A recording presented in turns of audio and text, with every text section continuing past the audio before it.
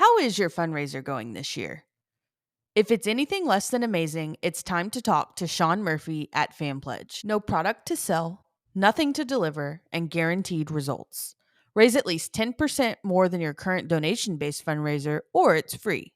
Fun, fast, proven. Call Shawn at 903-948-7348. FanPledge. The champions are already on board. Are you? Band Yap is proudly sponsored by Troubadour Consultants.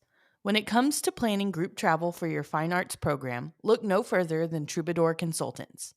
Whether you're organizing a major out-of-state trip or need top-notch accommodations for the state marching contest, John Mize and his team are ready to create a custom travel experience that meets your band's unique needs. As a family-owned, band director-run company, Troubadour understands exactly what it takes to make your trip stress-free and seamless. Plus, when you book a trip with Troubadour, they will sponsor a $500 college scholarship for a student in your band. Directors who book will also receive a free Mollard baton as a special thank you. Visit troubadourconsultants.com today to start planning your next trip with the experts who truly get it. Alexa, what was the last thing you listened to? Can it be live music? Sure. Because it was the B flat scale. B flat scale. Okay, this is going to be the weirdest dinner party ever. I'm Percy Granger, and I'm absolutely dead serious about that. Are you inviting his mom? Oh my gosh. No, because I want to have as normal of a conversation as possible. Hello and welcome back to Band Yap. My name is Alexa Sanchez. And I'm Jose Sanchez. And tonight we are feeling the wrath with Mr. Eric Rath. Hi, Eric. Hey, how's it going, you guys? Good. Man, The number of times I've heard somebody make a play on my last name is plentiful. It's all good, though. I'm used to it. Yeah, I mean, I can only, I understand that because I get asked all the time if I can see. And I'm just like, guys, that is so overplayed, in that whole entire thing. Did you ever watch the movie Angels in the Outfield? I mean, this makes me a bad person, but I don't think I've ever seen that. Oh, okay. Undervalued cast. You love that movie. I do. Very much. I do. Undervalued cast. Matthew McConaughey is in it. There's a lot of famous people. And one of the opening scenes or one of the scenes is that they're doing the national anthem and the guy goes, "Oh, I thought the song was about a guy by the name of Jose." And I'm just like, "Oh, I've heard that joke my whole entire life." Yeah. Jose, can you see? Well, I mean, growing up in the Hispanic community, you could throw a rock and hit someone named Jose. So it was everyone had a different nickname just to keep us all organized. Yeah. Well, every boy in our immediate family now starts with J-O. So we have Jose, Jonah, and Joel. So it's just you're all kind of named the same thing. Yeah. I mean, it could be worse. Yeah. Well, where does wrath come from? So it's German. We had a foreign exchange student friend of mine when I was in high school who said it was probably originally von Rath. And I mean, if you think Rath sounds intimidating, von Rath sounds crazy intimidating, but probably was Americanized when, that family came over, whenever they came over. I'm not great at the history of our family or the, what's the, where you can send in your blood sample, 23andMe, and is it Ancestry.com is the other one? Yeah, I only know a few generations back, and that's about it. What you need to do is start doing your pen name and actually do Von Rath as just part of your pen name, just to kind of we're going to spice it up a little bit. If you write something in minor, you need to have it Eric Von Rath. Okay. Ooh. Yeah, no one will know his name. Yeah, nobody knows. Nobody's gonna know. He has to put the K on the end of his name too, German spelling. Yeah, no one's gonna know. No one will figure that out. No, absolutely not. Well, wow. Eric, we're here to know everything that we can about you. Can you give us some background, your education, teaching experience, all that kind of good stuff?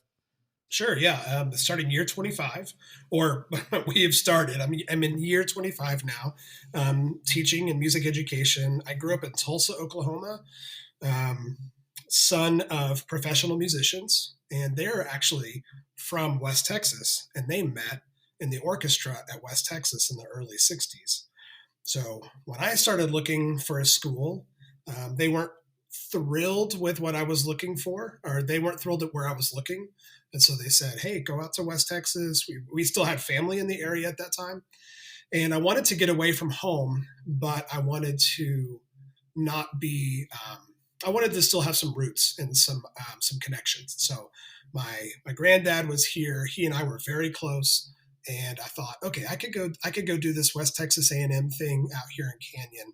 And great music school, great job preparing me to be a music educator. But also it wasn't like just going away and not knowing a soul. There was a little bit of comfort to that. So I have taught most of my career in Canyon ISD, which is where I am now at Canyon High School, and it's a fantastic school district to teach in, and this is a great area to not only teach band, but also to raise a family, which has ultimately been the reason that we have stayed and put roots down here is that we have 5 kids. We celebrated 22 years of marriage. By the way, thank you for not gasping when I said that I have 5 kids, because sometimes people cannot control themselves. I'll say like, we have 5 kids, and they'll just be like, oh my gosh, are you serious? And then there's a whole slew of jokes that come in with that. But well, here's the thing about that is that one, we have a neighbor down the road, Wiley Gore, who has 4 children, all boys. I'm one of 13. So there's no gasping. No, you're like 5, whatever. Lightweight. Yeah, that's nothing. Yeah, I mean, I did a count of my first cousins one time, and I have 56 first cousins. So like when we have family like gatherings, or when we used to have family gatherings, it was all like, everyone had to put on name tags there for a hot second, because like we just are never in a room together. One, because we getting everyone together is difficult as it is, but 2, we don't want to get anyone arrested, because when you get a large family together, there's 2 things that happen. One is either they have a really, really good time, or 2, they have a really, really bad time. And so, 5 kids, I mean, honestly, more power to you. And God bless your wife. She's a saint. Yeah. Yeah. What does your wife do, real quick? She is part stay-at-home mom, part motivational safety speaker, which is a whole other podcast, but I'll give you like the 15-second version. Her dad was almost killed in an oil field explosion in the 90s, 1991, and miraculously lived. And probably 25 years ago, maybe longer, started getting asked to go talk about what his experience was, because they wanted people to hear from somebody who had been through a workplace accident, and so that he could kind of say, hey, here were the issues that happened on our work site. Here's the thing that the other guy on the job did that killed him, that I wasn't even responsible for. And so if you can learn from this, these are places that you don't want to cut corners. And I guess it was about 12 years ago, he was asked to bring either his wife or one of his daughters. And my wife is the one that out of all of them has the personality of, okay, I don't mind getting up on stage and talking and sharing my story. So it's really powerful, and it's just longer than 15 seconds. But she tells what it's like to be in the 4th grade and to be told that your father's not going to make it through the night, and that this horrible thing has happened in a really small town in Southwest Kansas, and that it's formed and it's changed her family tree, and it's changed who she is as a person.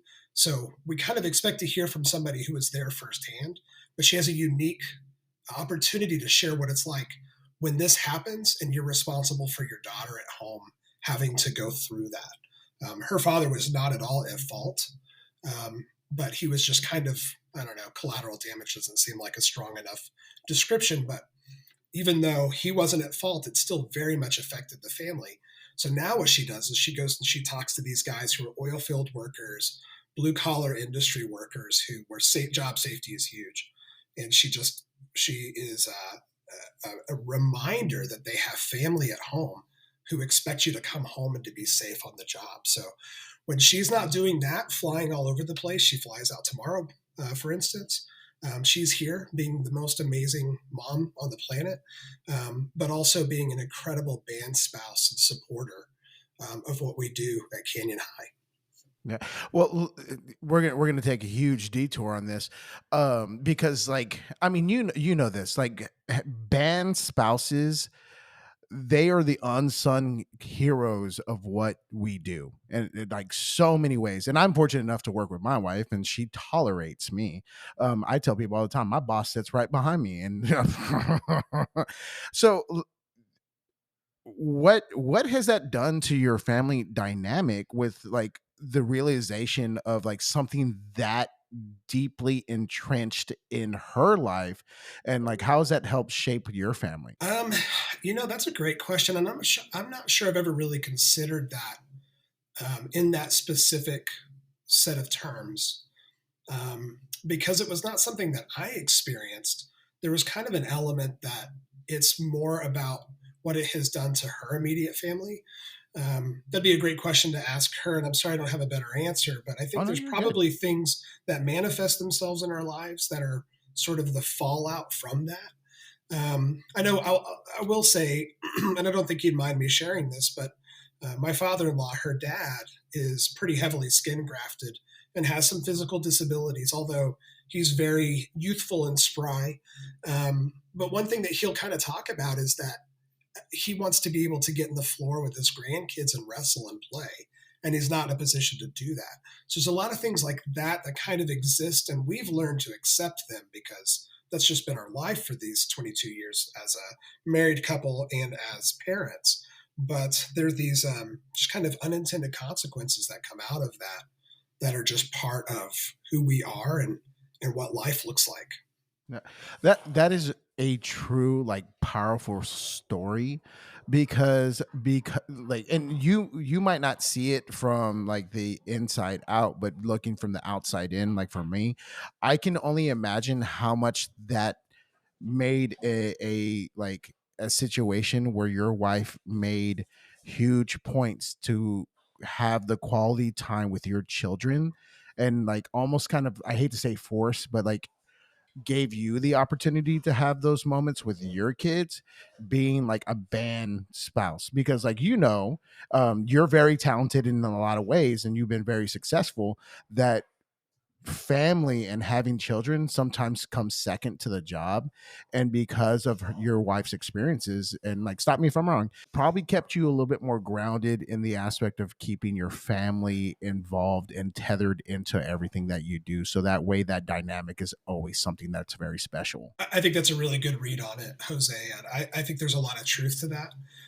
We're very blessed because of our situation that she is able to just be up at the band hall a lot. And, my kids, I have two of my five are currently in the high school program, one who's graduated out, and two that are in elementary school. So they'll come eventually. But her ability to have that as a priority, to not only be there for her kids as a band mom, but also as a band spouse is it's just a very unique opportunity, or maybe it's not, but I perceive that what we have and what we've been blessed by is perhaps more the outlier than it is the rule. Yeah, I mean that I mean that's really inspiring. um so what would you say other than like that, what has been some of the, because like we talk to a lot of young band directors, and we discuss like the struggles that we have as band directors and as people, and like keeping the work life balance. Like what is something that you would tell a young band director, or any band director period, to do in order to keep their marriage strong? Man, I'm Sorry, you just got getting real on this one, we're going deep. Man, there's no introduction. It's just straight into it, right? I love it though. Let's get deep. I think it's really important that you date your wife, which I would kind of sometimes kind of like roll my eyes when I would hear people talk about that and be like, that's something you read in like like a little book that you get at church or whatever. But the enduring aspects of our marriage have really been a commitment to each other first in all of the unsaid ways, but also just being willing to say this is like any relationship or any band. It's something that just takes diligence and work, and you put in the time and you put in the work every day, and you show up in your marriage every day, and you're committed, and your vows are not something that was said on August 2nd, 2003. Your vows are something that you wake up and you reclaim every single day. But one of the things that we have been blessed to be able to do is go on a Sunday night date. And we go to basically the same kind of Tex-Mex restaurant every Sunday night, and we basically order the same thing, and the wait staff kind of knows we're coming. And it's really nerdy. We sit there with our calendars and kind of go over what's going on for the next couple of weeks. But there's just something about protecting that time with her that I think really helps our marriage to continue to be strong. And I would say to anybody who's early on in their career and maybe has gotten married or is looking towards that, that it is work. But I don't mean that in the sense that it's like work in a bad 4-letter word sort of way. It's work in that it is something that you continually pursue and you continually invest in. Yeah, we're not going to bleep out the word work, so I think we're okay on that one. Okay, great. Sorry, I didn't mean to detour the conversation, but I just like that dynamic is so powerful, and that dynamic is so important to be talked about. And I feel not enough people hear that message, and not enough people have the vulnerability. There we go. That's a good word for me. To really discuss those things, and like, especially someone who is a mover and a shaker, like Mr. Eric Rath, to like talk about that is super important for people to hear, because like Eric, like here's the way I see things. People look up to you, period, end of story. You put out great band products, you put out great bands, you write great music, you've done great marching band stuff. Like, people look up to you, and so for you to be able to speak the word in that extent into relationships, that is something that people need to hear, and that people need to take with them and move forward into their like career paths and into their homes. That like, hey, this person, Eric, who's been uber successful, he's been able to be competitive, all these things, but he's still been able to have a successful marriage. You're not just successful in the band hall, you're successful with your family. And that is kind of what needs to come first. And they go kind of hand in hand in a lot of ways. Absolutely. And I do appreciate that. And to your point about people need to hear that, I do often think that it's something that's maybe not talked about enough. And I mean, how are you supposed to jam in one other topic when you have fingerings to learn and you have interpersonal skills on your campus and all the dynamics of working on a team? Like this, it's a lot. This job is a lot, and it requires you to have so much knowledge, but also to know how to use that knowledge in the right situation and how to act on it.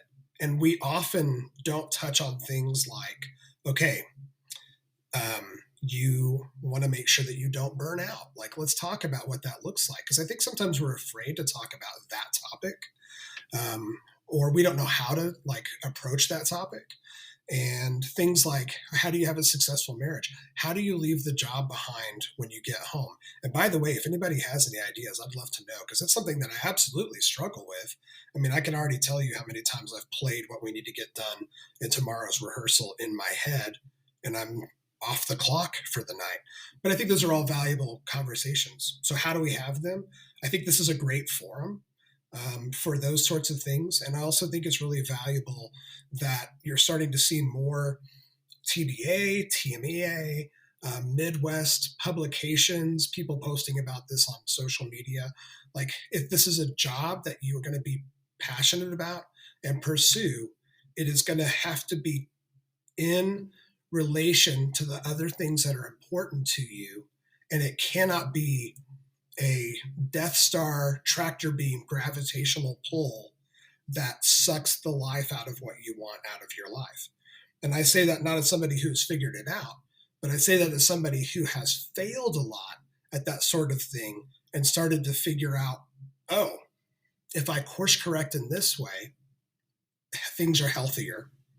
And because of where we are in Canyon with West Texas A&M, we have 1 or 2 student teachers a semester.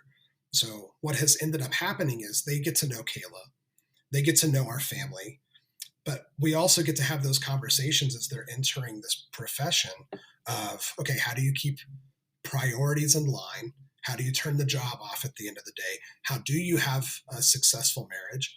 And how do you avoid or stave off or deal with feelings of burnout? So I think those are all things that are valuable to talk about. But also, I think sometimes we're afraid to talk about them. Like it's going to be a self-fulfilling prophecy. Yeah. Like, so we hired a new percussion guy this year, and I asked him, and it's a question I ask myself, I ask my staff, I ask everyone who wants to be like quote unquote successful. And my question to them is, I'm like, okay, what do you want for the students? And like, somebody will say something, and then my second question is, what are you going to do in order to make that happen? And what are you willing to sacrifice in order to make that happen? And I go, and that's not a like a challenge of like, hey, you're not doing enough, or like this is, but you have to ask yourself, like, what is your ultimate goal in this profession, and what things are your non-negotiables, and which ones are, and how are you going to organize that? Because anything that's going to be successful is going to take time. And the question is like, how much time are you willing to give, and how much effort are you willing to give up, and how much of this? And and that's always an important question, and that's something I find myself like asking consistently of like the product I try to put out. What am I willing to give up, and what am I willing to do in order to make sure my students are successful? Is it my family? Is it my time? Is it my sanity? My hairline? Well, Those let's not go those there. Yeah. that ship has sailed for me long ago. So, but that's a question that also has to be asked, especially to young directors. Is like, what are you willing to give up in order to create that success? And what are the steps that you're going to take in order to get there? So that's sometimes a very hard pill to swallow. Yes. And sometimes, it's go like, I'm not willing to do that. And that's okay. Oh, yeah. That is totally okay. So, all right, I'm going to try and steer us back in after that serious dive. That was important stuff. Yeah, that That's was what it. I people mean, wanna hear, it's so just not- like, I mean, that's your wife's story is like so like, I mean, seriously, Yes. I'm getting goosebumps, like thinking about it. That's just like a powerful story, and how like a fraction of time can really steer your life in a different way, or make you have a different perspective of like everything. I mean, it's just like becoming a dad for the first time. Your whole entire outlook on everything changes. 100%. and for it's a great thing too. Yes. Oh, yes. Yeah. So you decide to go to West Texas because that's where you have some roots. Okay, so you go to West Texas. What happens after that? Man, I just found my tribe. I found my people. It was a school, and I think this is still true. It was a school that was big enough to offer a lot of opportunities, but small enough to not get lost in the mix. So I got my undergrad degree there, and went immediately into teaching at Randall High School, which is also in Canyon ISD. And I was Andy Seeley's assistant band director for 2 years. I'm about to say, who's that guy? Yeah, anybody know that guy? Just kind of random person off the street. And people kind of, he's been at Hebron for such a long time. You kind of forget he was somewhere before. And we knew when he was around, we're like, we think this guy's really good. And I went and was able to go in my senior year. I was his drumline guy, and I coached the percussion ensembles, and I think I taught beginners that year. He really trusted a lot of what was going on in the percussion studio. Well, that's not even that word is too strong for what was happening there. He was just trying to get something going with the band program and with the percussion. And what ended up happening was the time that I was finishing at school, I had already been working with him, and we'd gone to the state marching contest that year. And then I was ready to move into a professional position. So I was his assistant for 2 years, and kind of looked up one day and said, okay, I don't have any serious prospects for romance. And I realized in those two years, like I had a lot more to learn. So I went to him and I said, I think I'm going to go back for a master's, but I want to stick around and I want to continue helping out. And he said, okay, yeah, I totally get it. I understand. So I went right back to West Texas, took on a role as a graduate assistant, did a lot of conducting and rehearsing, got to do a lot of work in the percussion studio at WT, but I also got to stay on at Randall and be there and learn from Andy and learn from Alex Melendez and Shannon Dow, who those three really formed me into the teacher that I am now. Those really, really important early years. And that seems to be a very common thread among band directors is, you get out and you teach like the people that you first teach with. And that's kind of how you cultivate your pathway in the career. So did that, went back for a short master's, met my wife right before I started the master's. And I realized this is probably going to be pretty serious. And so I did the shortest graduate degree plan possible. And man, we were in love. And so I followed her to Southwest Missouri, where she was finishing her degree at Ozark Christian College. We got married. She went into her senior year, and then we moved back. And we have been in West Texas ever since. And I don't want to say the rest is history because there's a lot along the lines, but I also don't want to give an exhaustive report because that can get a little bit cumbersome. So you've been in West Texas for a long time, and we've always heard the lore of West Texas and West Texas A&M.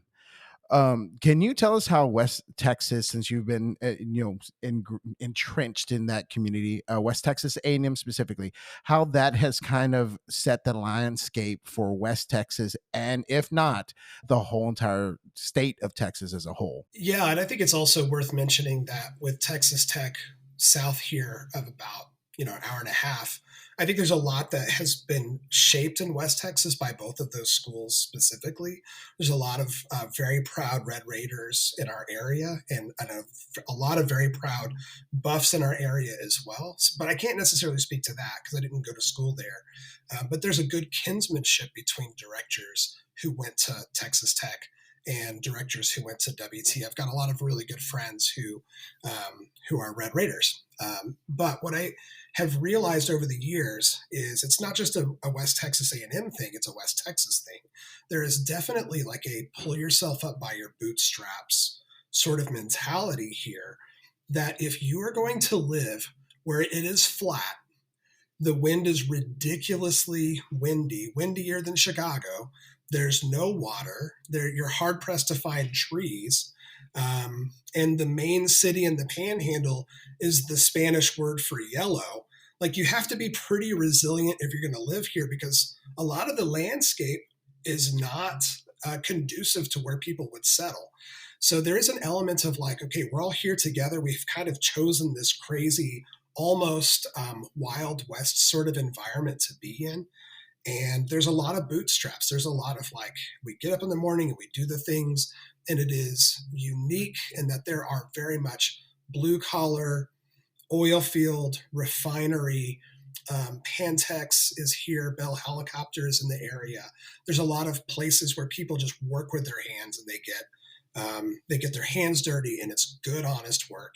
But then you have West Texas A&M, and you have the Amarillo Symphony, and you have Texas Tech, and you have these places that are also hubs for culture and for fine arts. And it creates this really interesting dichotomy of people who are very salt of the earth, but also understand and appreciate the arts. So you come into a community like this, and it's not just that people know that they should want a good band program, but they went through that band program. There's so many Canyon alum here who are doing things totally unrelated to music, but were shaped by that experience. One of my very good friends from church, he and I are about the same age. He's a Canyon alum, and he's a farmer.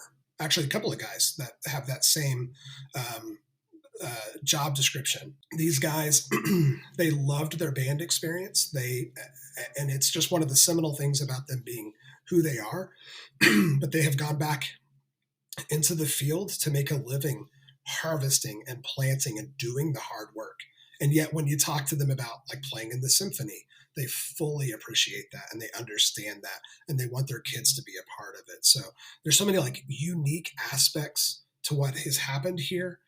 Like I said earlier, it's cost us to put roots down because it provides so many different and interesting facets to just life here. Yeah. And I think it's very interesting because I think in a lot of ways, when you start looking at communities like that, you can tell the impact that they've made based on how many people come back and want to call that home. Mhm. Just like you, um, your grandfather was in that area, and then you went to college there, and now you're teaching the area. How many other band directors or other teachers do you know that are from like West Texas and set the roots back in? I mean, it's a very high percentage. We teach our team of four are all WT grads. I mean, actually, our newest director addition is actually a Canyon High grad, and I came on his senior year as I came on as a junior high director, so I didn't have a lot of involvement with him. But even his desire was, hey, this is a great place to be. And I want to be back at my alma mater. But when I think about the other clusters in our area, a lot of people are products of West Texas and they want to stay close, probably for all those exact same reasons that we've wanted to stay close to. Yeah, because like there's a new head director at one of your neighboring schools, Yeah. and he is also a West Texas alum. Am I correct in saying that? Yeah, he's from Stratford, Texas. He got his degree at West Texas and had been teaching in Tulia and in Canadian. And then this opportunity opened up at West Plains. And a few of us who really knew his caliber of teaching kind of said, hey, I think this is something you should look at. And so we're excited about that. I know that's maybe a rabbit trail to not chase necessarily too much, but um, yeah, there's just a lot of people who see the value of what's here and want to stay here and raise a family here. Yeah, and that's not something you can always say about places. I mean, what other places that like really draw people in? On like Austin, like Austin has a large university there, and it just like really keeps people there. But other than that, where else in Texas is there a university that just like says we have created a culture that makes people want to stay here? Yeah. You know And that I'm that's sure that's happening other places, but you're right. I think when you get into those more metro areas where there's a little bit more density of people and density of jobs and universities, maybe that feels less of the case. But here, because there's like, you mentioned earlier that you kind of have to go 45 to 60 minutes to kind of get anywhere from where you are. Well, there's a little bit of that starkness here in terms of like it's kind of a cultural population hub, and then there's a lot of, I won't say nothing, I don't want to sound disparaging towards people who live in small surrounding towns, but I think about the metroplex where the population density is so heavy. That's really super different out here. yeah. Well, and we talked to Mike Lenny, but it's that kind of situation where like if somebody from town, you know, they have to make a travel to go to like HEB, or I don't know if do y'all have HEBs that far out? We don't. What do And you you know have out what? there? It's okay. We have United, which is a local grocery chain, and they're incredible about supporting local charities and schools. So I know I heard you say that about HEB on one of the previous podcasts. I think I've set foot in an HEB like 3 times in my entire life. I would love one, but the alternative is not terrible either, and they're great supporters of what we do. Fantastic. Well, and so like if someone drives into town and says like, "Hey guys, I'm picking up some stuff from United," I'm pretty sure they'd be willing to pick up stuff for other people coming back to town. Absolutely, yeah. And you don't get that all the time. Like if I go out to HEB, like I honestly I'm not somebody's not going, "Hey, you mind grabbing me some stuff?" I'm like that never happens. And that definitely creates a certain type of unity that just people don't have anymore. There's not a connection that way. And when they say like it takes a village to raise, I Yeah, mean, I think that is what probably makes like Canyon special in that way. Mhm. right. So And there are a lot of also, I think, very special communities in our in our immediate area that all have sort of like that community identity a lot around what happens on Friday nights, what happens with the band, with the football team. In a lot of ways, even though we're not Odessa, we're not anywhere close to Odessa, we kind of get lumped into that same sort of side of the state. There's a lot of Friday night lights, kind of like Odessa Permian feel, but here it's on a much like smaller scale than there. I've heard all the stories, and I know people who teach there, but I think there's a lot to be said for that. And it's almost, and I only know this from people that I've taught with who have gone and taught elsewhere, it is almost like we're holding on to a part of the past that is not necessarily happening in other places. And in a lot of ways, it feels like there's a strong, strong legacy of kind of that small town feel, and how everybody sort of has to be prepared to go pick something up at the store for them. And that's just not even, you don't even give that a second thought. But here's an important question. Is there an HEB in Gatesville? Yes. You're kidding. There sure is. Yes. Man. They just opened up a Starbucks, and let me tell you what. There's an HEB and a Walmart. Surprisingly, there's both. You guys have got it made. I know. Yeah. Well, so the big thing in Gatesville right now is that we are having wars. It is the coffee wars. So we have a Starbucks that just opened. We have a local place called the Green Rooster, and then we have a place called Seven Brew. And they Seven Brew and Starbucks have opened up within a month of or like they 2 opened weeks. within like a couple weeks of each other. And the rumor around town is that, I don't know if this is true or not. This is what Corbin told me. But there's a rumor that Dunkin' Donuts is opening inside of Walmart. So the coffee wars are fully underway. Very, very caffeinated. There's like Seven Brew versus Starbucks people, and it's a whole thing. Yeah. Well, and the Seven Brew was very smart. They were very smart about how they did this. Oh, they gave free coffee to the school district. They brought like hundreds of coffee samples, like days, and dropped them off in the teacher's lounge. And then like they had community hours where like if you came between this and this hour, you got like free drinks or a free T-shirt and just free stuff. And they had like specific hours for that stuff. And they just like have marketed the whole entire thing. Like there was like 8 teachers.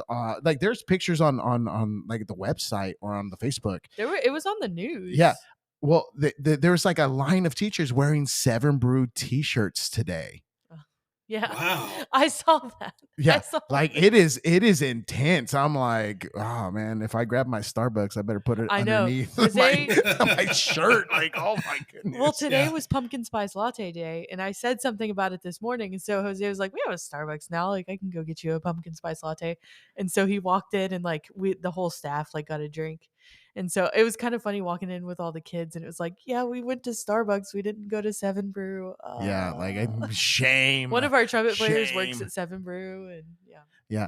Well, I have a tradition. I don't know what kind of traditions you have. You probably have like some really good ones. But I buy Starbucks for the staff on every single competition day. That's awesome. So I just like here, if it's a region marching contest, they know they're going to get Starbucks. If it is all region auditions, they will be getting Starbucks. But it doesn't used matter. to be you have to drive the other direction. Yeah. Now I can just stop in town. Mm-hmm. Yeah, but it's not as special anymore. I know. So what are you going to do? What are you going to do to up the ante? Because you can, turn around 180 degrees and there's 3 coffee shops right there. That's true. I know. You got to figure something else out.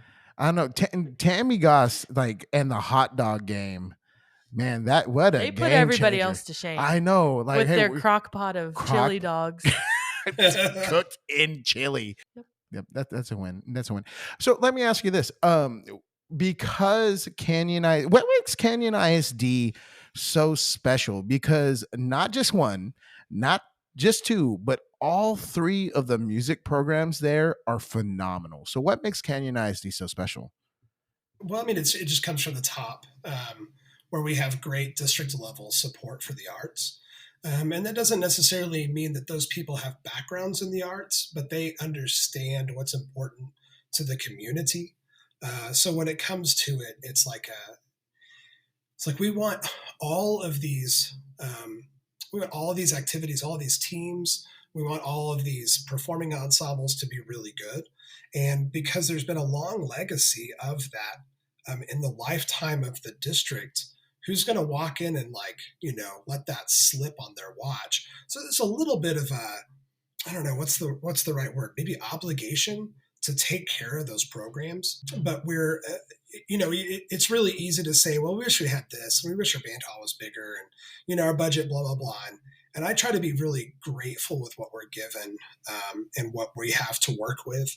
But I do think that there's a lot of elements of the success has been there. And so we want to do what we can to continue to foster that.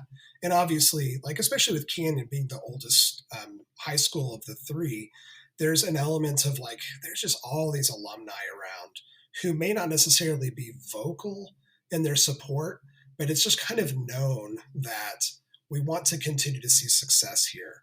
And if it's going to be successful at one school, what does a district want? They want all the schools to be able to experience that success, or at least be in a position where they can have the same resources and ability to experience that success.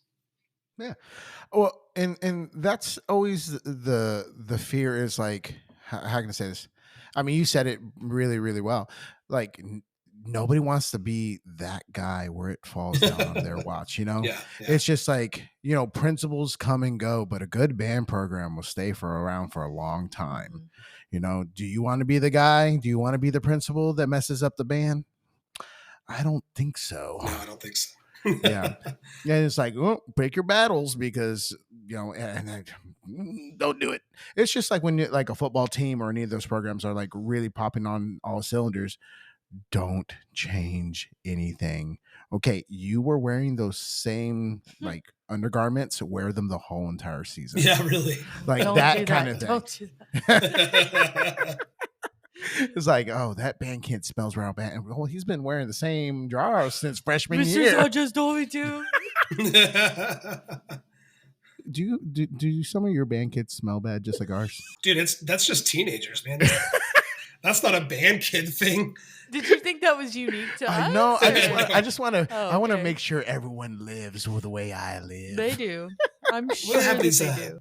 these leadership team meetings, and kids will be bringing concerns up, and they're so and so is really having trouble marching in time, and they'll be it's very serious, and I love that. I mean, I love that our student leaders take it so seriously, but invariably somebody with no irony or sarcasm will be we've really got to help the freshmen understand that they've got to wear more deodorant.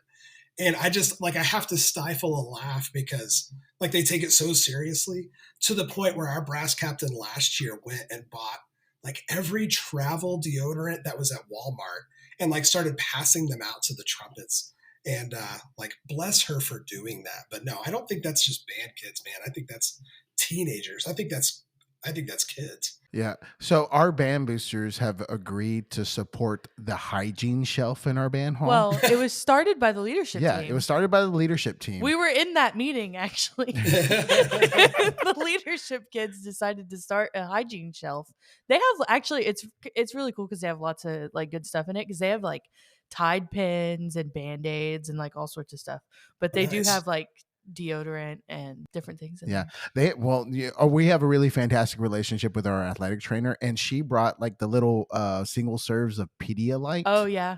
And so we have Pedialyte in there now, but the boosters have agreed to restock the hygiene shelf with sunscreens and antiperspirants, all sorts of stuff. and body wipes, and we tell the kids, please take it. You have no excuse now.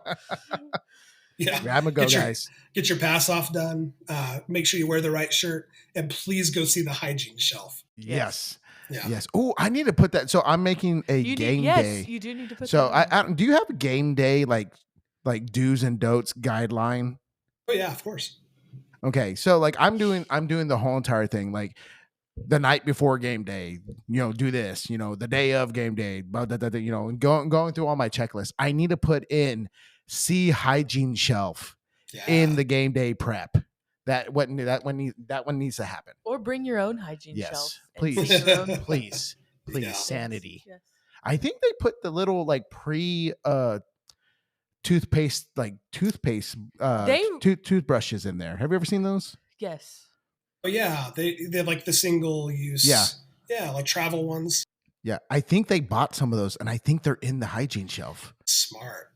Credit to those leadership kids because they really took the time to like think out like what is everything that you could possibly need. Yeah, they did a good job They've of really that one. thought about it. Well, and like we have a slideshow. Like one of our leadership kids made a full out slideshow, and I had to tell this young lady to edit out one of the slides because I go, I cannot show that to the masses. Okay, Yeah. so like you need to edit that one. I don't That's even awesome. remember what it was. Oh, I'll show you later. But it was just like, I remember seeing it, but I don't remember. yeah, it made me go like, it's one of those kind of things where you need to almost send home a letter and have the parents sign. Like, we are going to be talking about this in class. Have you ever seen that? Have you ever like experienced what they do in the sex ed description of like 6th grade? Oh, dude, Jose, I got the story to end all stories.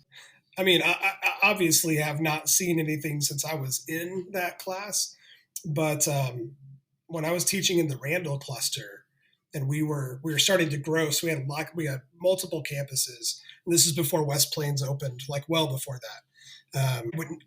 Nobody told us that our band classes had been basically canceled for the day because they had this mandatory, like health, sex ed kind of thing going on.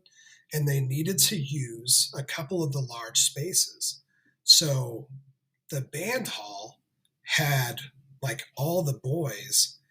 And I think me and my boss at the time, we were walking in, and we walked in right in the middle of some terrible slide showing. I mean, I don't even want to tell you what I think it was, but let's just put it this way: it's like whatever it was depicting had gone horribly, horribly wrong, and I think it was supposed to sort of like scare the children a little bit. And we just thought we were going to walk in and be like, the big kids getting ready for band, and then we just walked in. It was like absolutely horrifying to see what was going on the projector and the screen. The Homer Simpson bushes, GIF, where you're like, you kind of like, you walk in and you're like, well, this is our room. But then you kind of slowly walk out and, you look at the other person and you go, okay, I think we missed an email or a text message. And we just laughed and laughed and laughed. And then we finally went in, and the director was at their desk in her office. And we're like, so, hey, are we on like maybe a different bell schedule today? She's like, guys, I am so sorry. We're like, no, we're really sorry. You've been sitting at your desk having to endure this all day. And she's like, yeah, that's true. You don't have any room to talk. But, oh man, of the things that you walk into the band hall that you don't want to be greeted with, man, that was number one on a list that I didn't know existed. Yeah, you're like, you can't even like make that up. You're like and it's yeah. You're like, it's enlarged because it's on the screen. These poor kids. You're like, it's not the fact that you're just showing pictures of it, but the fact that it's over like a 16-foot screened area, like, wow. And a projector, and you're like, this projector needs to be burned now. Thank you. Well, so they do the same thing for us. There's no slideshow as far as I know, but how would you know? I don't. You need to go sit on the class. So, but they use. We have 2 classrooms that we use for beginners, and there have been several times where like they've used that room, and which is totally fine, but like they forget to erase things that they've drawn on the board. And so I'm like, that is okay. And like, I'll walk in and I'll start getting prepped for class. And then I have like a gaggle of girls walk in and they're like, ah! I'm like, ah! And I'm having to erase it real fast. Are you sure this is adults doing it? Yeah. Yes, it is the adults, because I'm like, that's where my mind went to. Yeah. Yeah. Because I had to go talk to the PE coaches. Yeah. Because they're the ones leading the thing. I'm like, hey, did you leave your on my shelf, which is a whole nother different type of conversation. They're like, Jose, I know exactly which coach you're talking to. Jose, we are not that close. I'm like, well, you know what? You're leaving it up on my board, bro. Like, you need to get that down. Oh, Like, wow. woo. There's been a few times that's happened. It's I'm not just, projected. No, it's not projected. It's just drawn. Analog. Analog, yeah. We're Somehow going. That seems worse. Yeah. It's 1994 all over again. Man. Oh my gosh.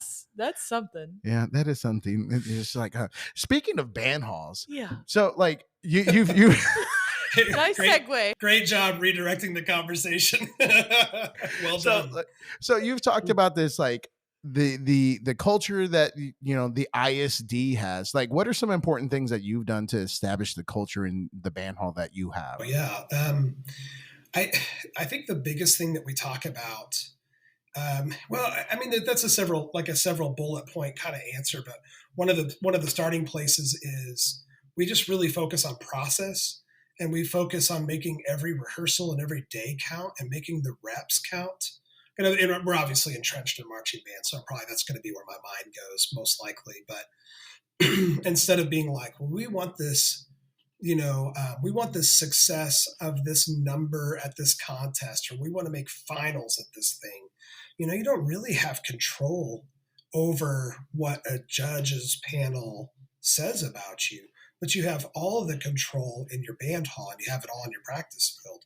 So that's a really big one. Is it's not like we can't talk about goals, but a conversation about goals is empty unless you go back and you say, okay, if that's at the top of the ladder, like, what do all of the rungs leading up need to look like? And if we put all of our eggs in the acclaim or the achievement at the top, what happens when invariably we don't hit it? Because especially in the band world, like, I tell kids, like, what's your goal? We want to win 4A state marching contest. Well, that's a great lofty goal. Okay. And I'm not going to disagree with that. And I say, well, why not fourth place? And they say, what? It's like, why would you not want to get fourth place? Because we want to be the best. Well, you better understand everybody else does too, right? So when you say something like, well, maybe you should shoot for fourth place, they go, that's ridiculous. How could you ever like try to be fourth place? And I said, that's the point. How could you ever try to be first place? The only way you could do that is by galvanizing your effort when it counts, when you have the control. So I'll even say this a lot. Like, you think the contest is like in 2 weeks on a Saturday? The contest is right now. The contest is, can you be better today than you were yesterday? Because that's really all that you can control. Because you step on the bus and you go to the contests. Some of them are going to go your way. Some of them are not going to go your way. And there's enough subjectivity in the way that things are judged. And there shouldn't be. There's great rubrics. But the reality is sometimes it comes down to the splitting of hairs on an opinion. And that might go your way and it might not go your way. And so that's one of the things that we value. Some other things that are just really important to me. I lead a lot, I think, as a dad. But we always, if we have adults helping us out, we always thank them. We always express gratitude. And so we always just say, like, if there's somebody here taking care of you, like, you just need to say thank you. And that extends from the bus drivers to the parents who ride the buses, to the parents who feed us meals, to clinicians, to people who might, take care of us at a football game or something. So that's a really, really big deal. And this is kind of maybe, I'm slightly worried that my students are going to hear this, but I don't think that this is super controversial. If we bring in a clinician and they're great, and our kids have been coached to go say hello to the clinician afterwards, to shake their hand and to thank them for coming, that clinician is going to, first of all, talk about that to other people that they know. It's going to leave an impression. And maybe the next time I say, hey, would you like to come back out? They'll say, yeah, because your kids are so super nice. And I think there are a lot of communities where that might happen more naturally than others, but I do think you have to coach your kids to do that. I had an experience that really just hit it home for me. There is a Happy, Texas. It's about 30 miles south of Canyon. It's 1A. It's tiny. And like, I got called to go clinic their band 3 days before contest. And that's a kind of a weird time to have a clinician in, but the director couldn't be there for her rehearsal because she was taking one act play to their contest. And so she was like, I'm only going to have about half of my band, but we can't go without a rehearsal. And I said, okay. And she goes, so can you come in? It's like, it's at 1:00. It's like, all right, cool. Yeah, you got it. What are you playing? All right, we'll go do it. And I thought, and I had never been to Happy, I'd only driven through it. And I thought, I'm going to get there a little bit early and I'm going to go buy a Diet Coke. There's literally not a place in town. There's not even a gas station where you can go. That's how small it is. So I get into the band hall, which is tiny, and you start playing, and I'm thinking, okay, how can I help these kids? We're having a really good time, and the kids are super, super nice.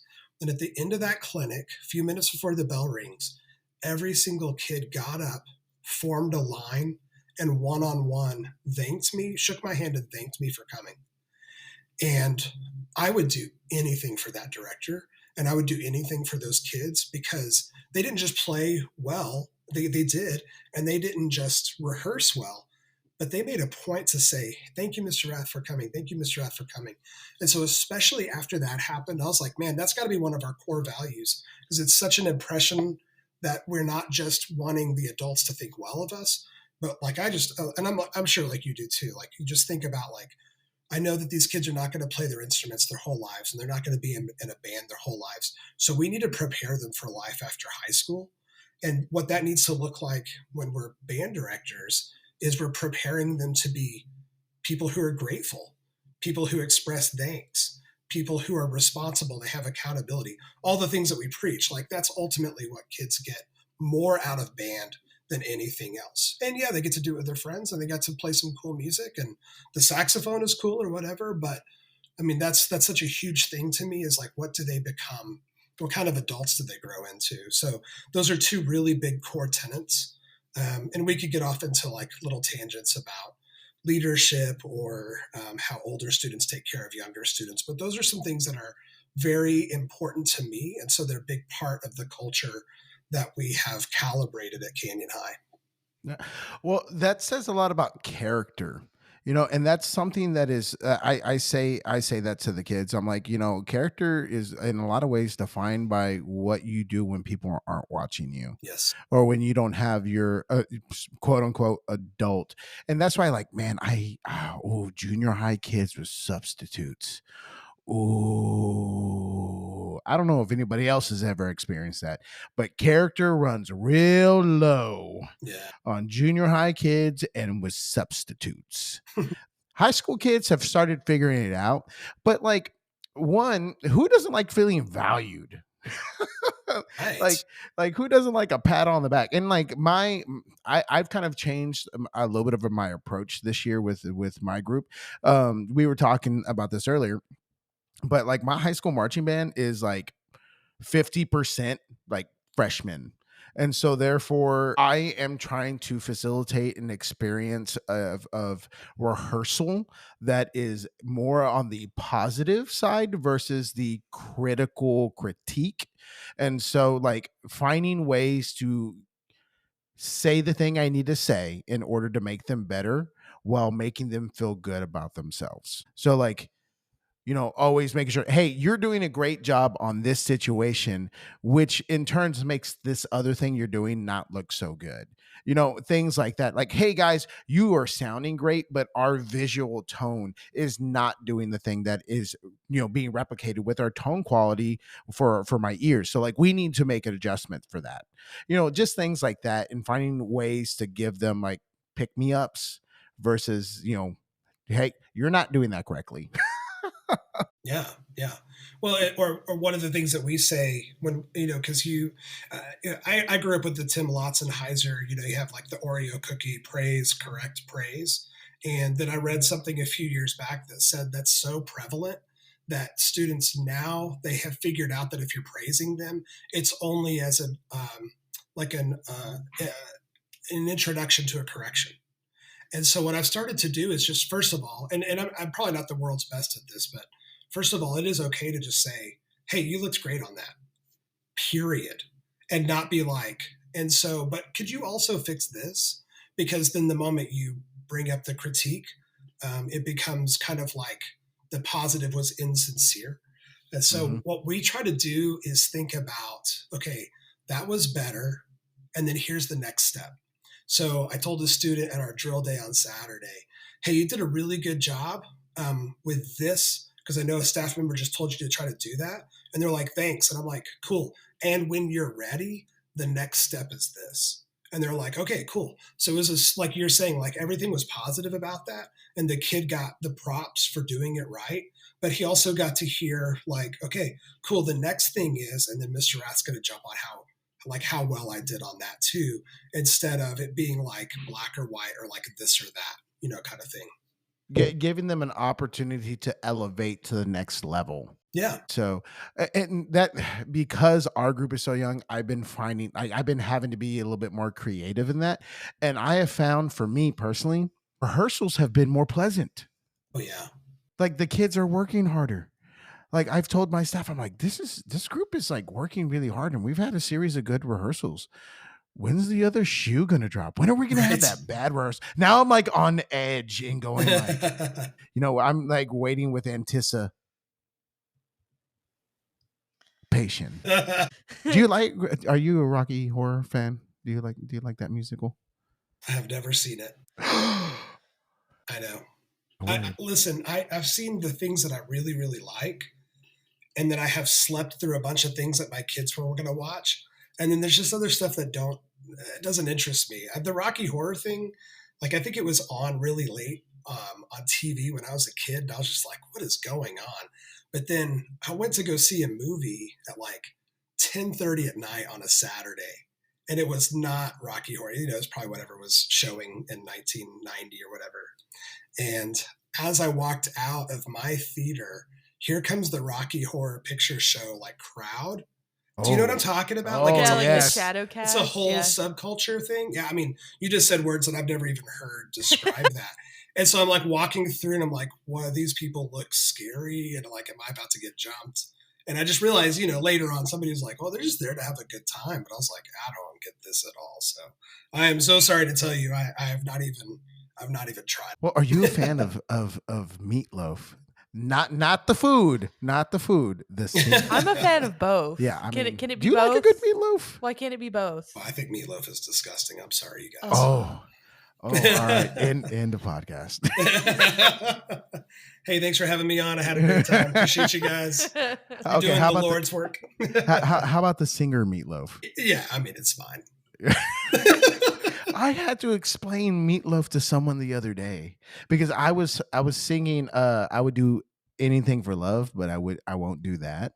And they're like, what are you singing? And I don't know why that song popped into my head, but I just went off on a tangent of like 80s and early 90s like rock ballads. Like I was feeling some type of way. That's kind of the story. Like, White Snake. Yeah. Here I go. Yeah. Back. Oh man. I love that tune. I absolutely love that tune. Yeah, great tune.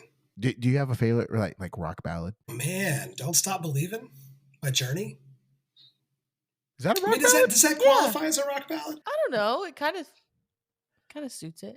And I know that's like the low hanging fruit, but honestly, man, I don't know. I just go down these rabbit holes on YouTube with people who like analyze these songs and like somebody analyzed it one time and they're like, there's basically nothing ever gets repeated in this song. Like every section is new and it builds off of the old one. So like, not only am I like, oh, this is a really catchy tune that I loved when I was a kid, but then seeing somebody talk about like, this song goes however many minutes before you get to the actual like shout singable chorus. And I'm like, oh man, so it's a great tune, but also like it's really well put together. You gotta give it up for that. And I'll tell you, so you don't completely write me off.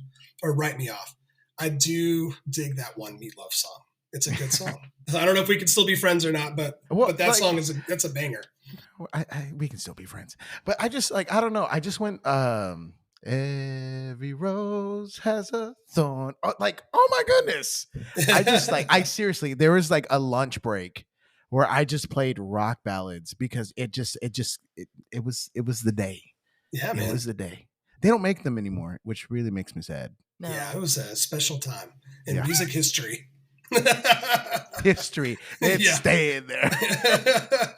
So, Eric, why band? Man, that was it. That was it for me. I mentioned earlier that my parents are retired professional musicians, and when you're a musician's kid, you're poor. So like there was not a lot of money for babysitters, and there were a lot of times I would get taken to a symphony orchestra rehearsal and told, bring your homework, sit backstage, and don't talk. And out of respect for what was happening. And so by the time I got to be in sixth grade band, I just had seen that, and that was just our lives at home, was watching my dad practice the oboe and make oboe and bassoon reeds, and watch my mom practice the violin. And they used to say, we would never have a drummer in the house because that's not on the same caliber as the oboe or the violin or all the other instruments. And I think I kind of I don't know, it was my one very minimal act of rebellion growing up, was like, I want to play the drums. So band was, that was destiny. That's where I was going to be. I have one older brother. He went through band. I loved getting to watch him go through that whole experience with marching band and everything. And I wasn't a troubled kid or anything. I had a great upbringing, but I remember being in 6th and 7th grade and just walking into the band hall at my middle school. And that's where life made sense. It's kind of a socially awkward kid. Heck, I'm probably a socially awkward adult, if I'm being honest. But when I walk into the band hall, it was like, okay, life makes sense in here. I feel like I have a purpose, and this is where I want to be. And so it was just obvious. I was like, it was ordained. It was always going to be that way.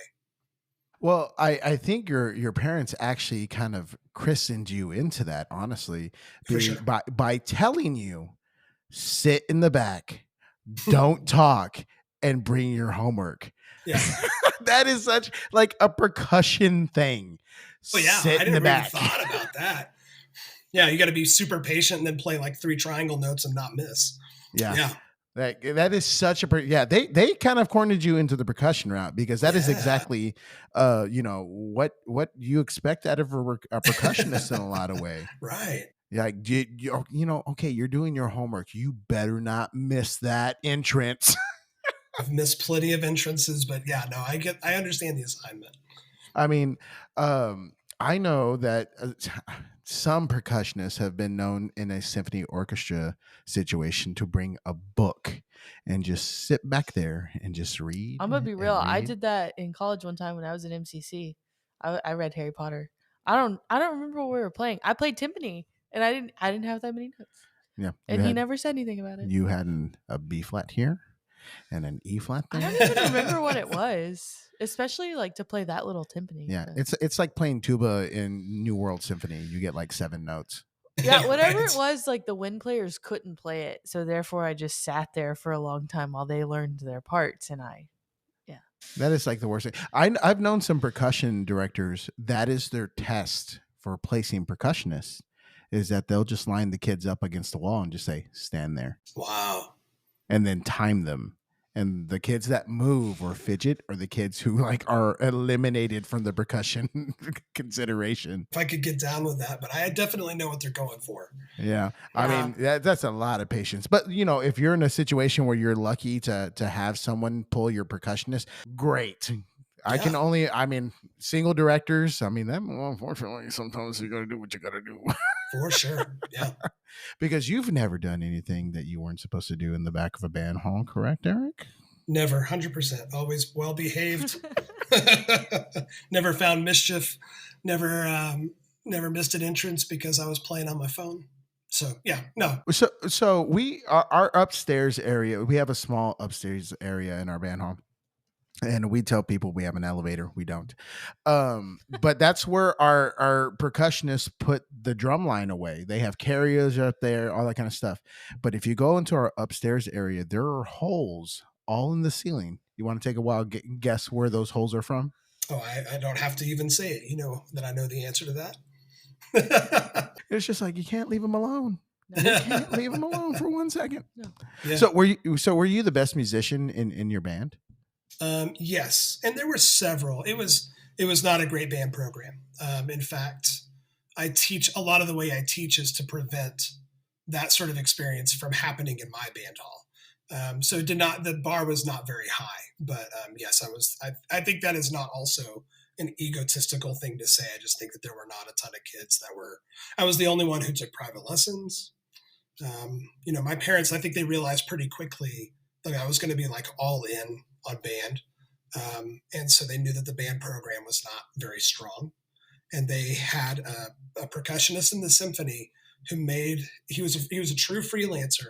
And you think about this in the late 80s, early 90s, somebody who could make a living as a freelance percussionist, that's a pretty big deal. But they said, okay, well, you're going to start going over and taking hour-long lessons from this guy who we played the symphony with. And that was huge. It was actually my lifeline, because I don't know if I would have continued to have done band, because it just, I mean, I loved it, but the experience and the way we played was just not very good. Well, and that's like a really weird situation for you to be in, because like your parents were professional musicians. Yeah. And then you're like, this doesn't sound the same. The rehearsal I just sat in on was not the same as what I'm going through now. So like, sure. How many people did you graduate with? Can I ask you that? Oh yeah, sure. It was I think it was about 300 in my graduating class. So what does that mean? The high school was, like 1,200, somewhere in there. So 4A. Yeah. So about the size of Canyon High, actually. We're at 1,093 right now. Okay.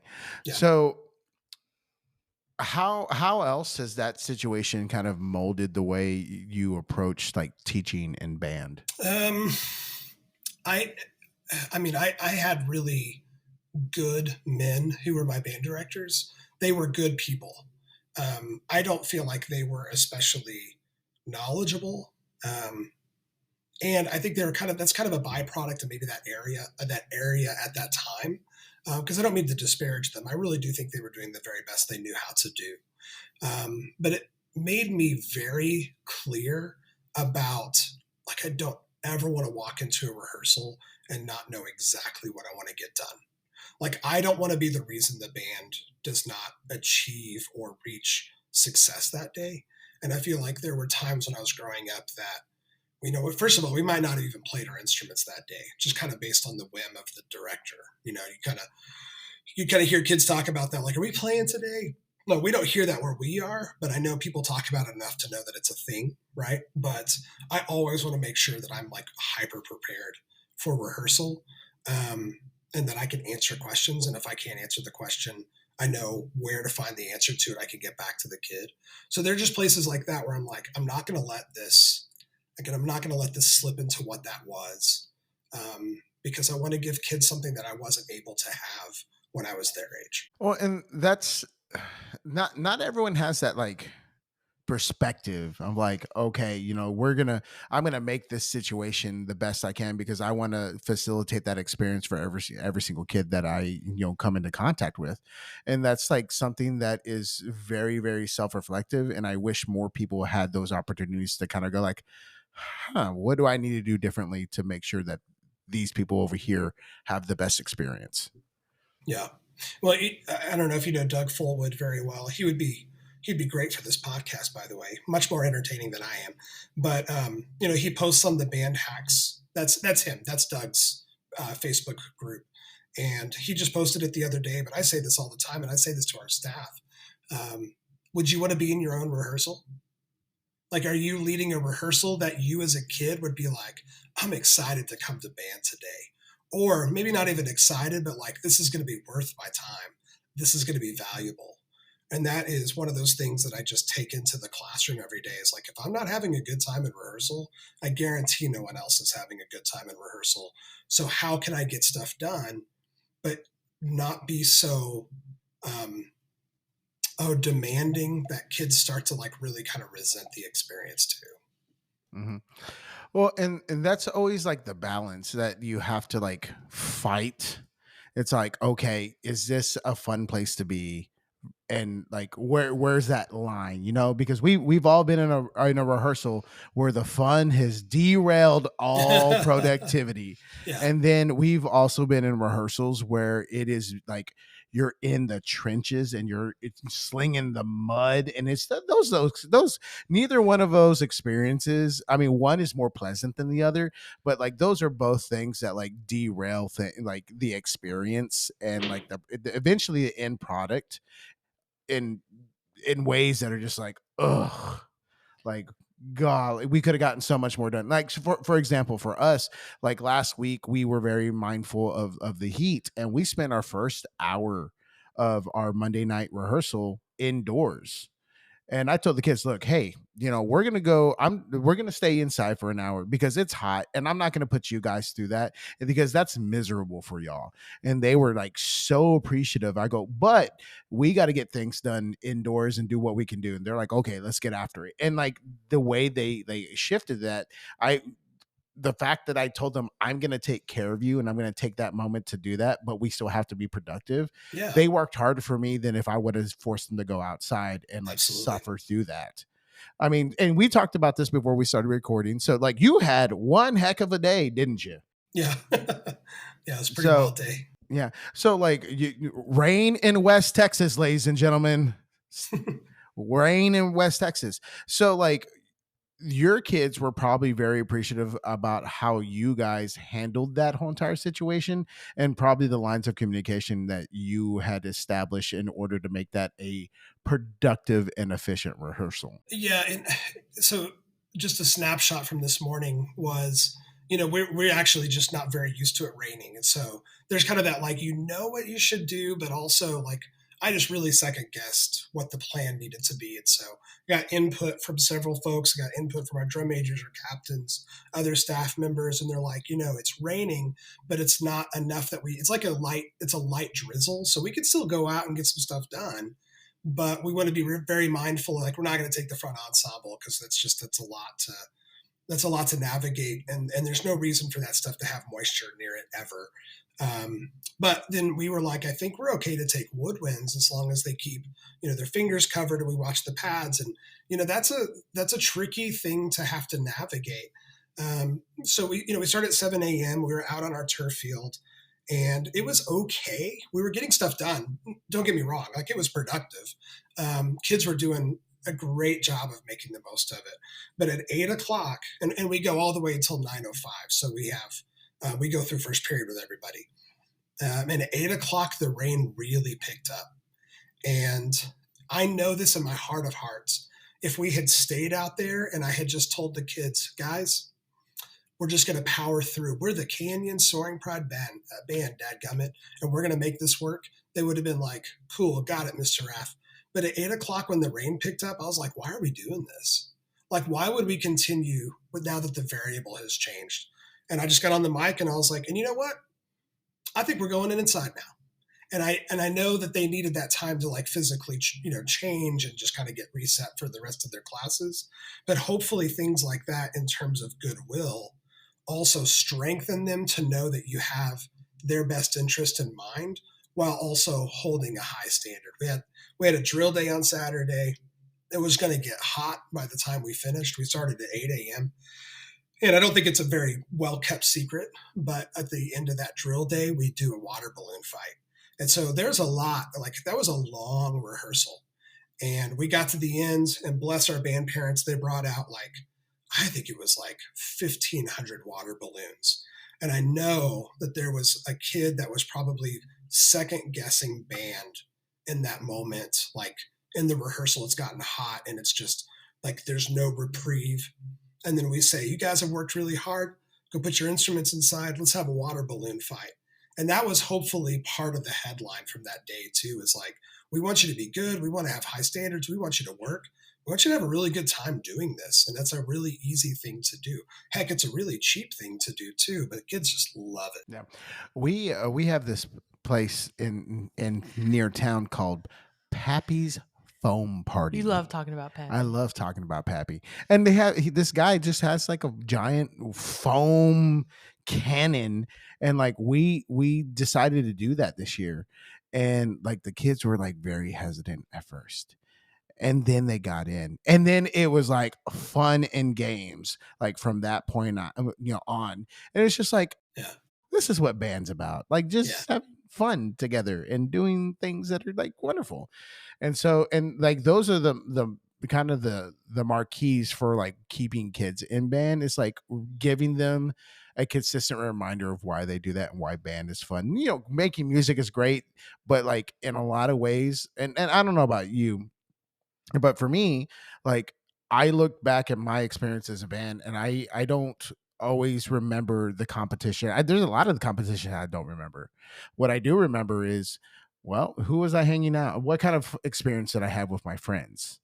Like on that, and that's what I carry with me in a lot of ways, and I think that's what a lot of band kids like really look back fondly with or on. You have a dog? Yeah, we've got a Yeah. couple, and Ooh.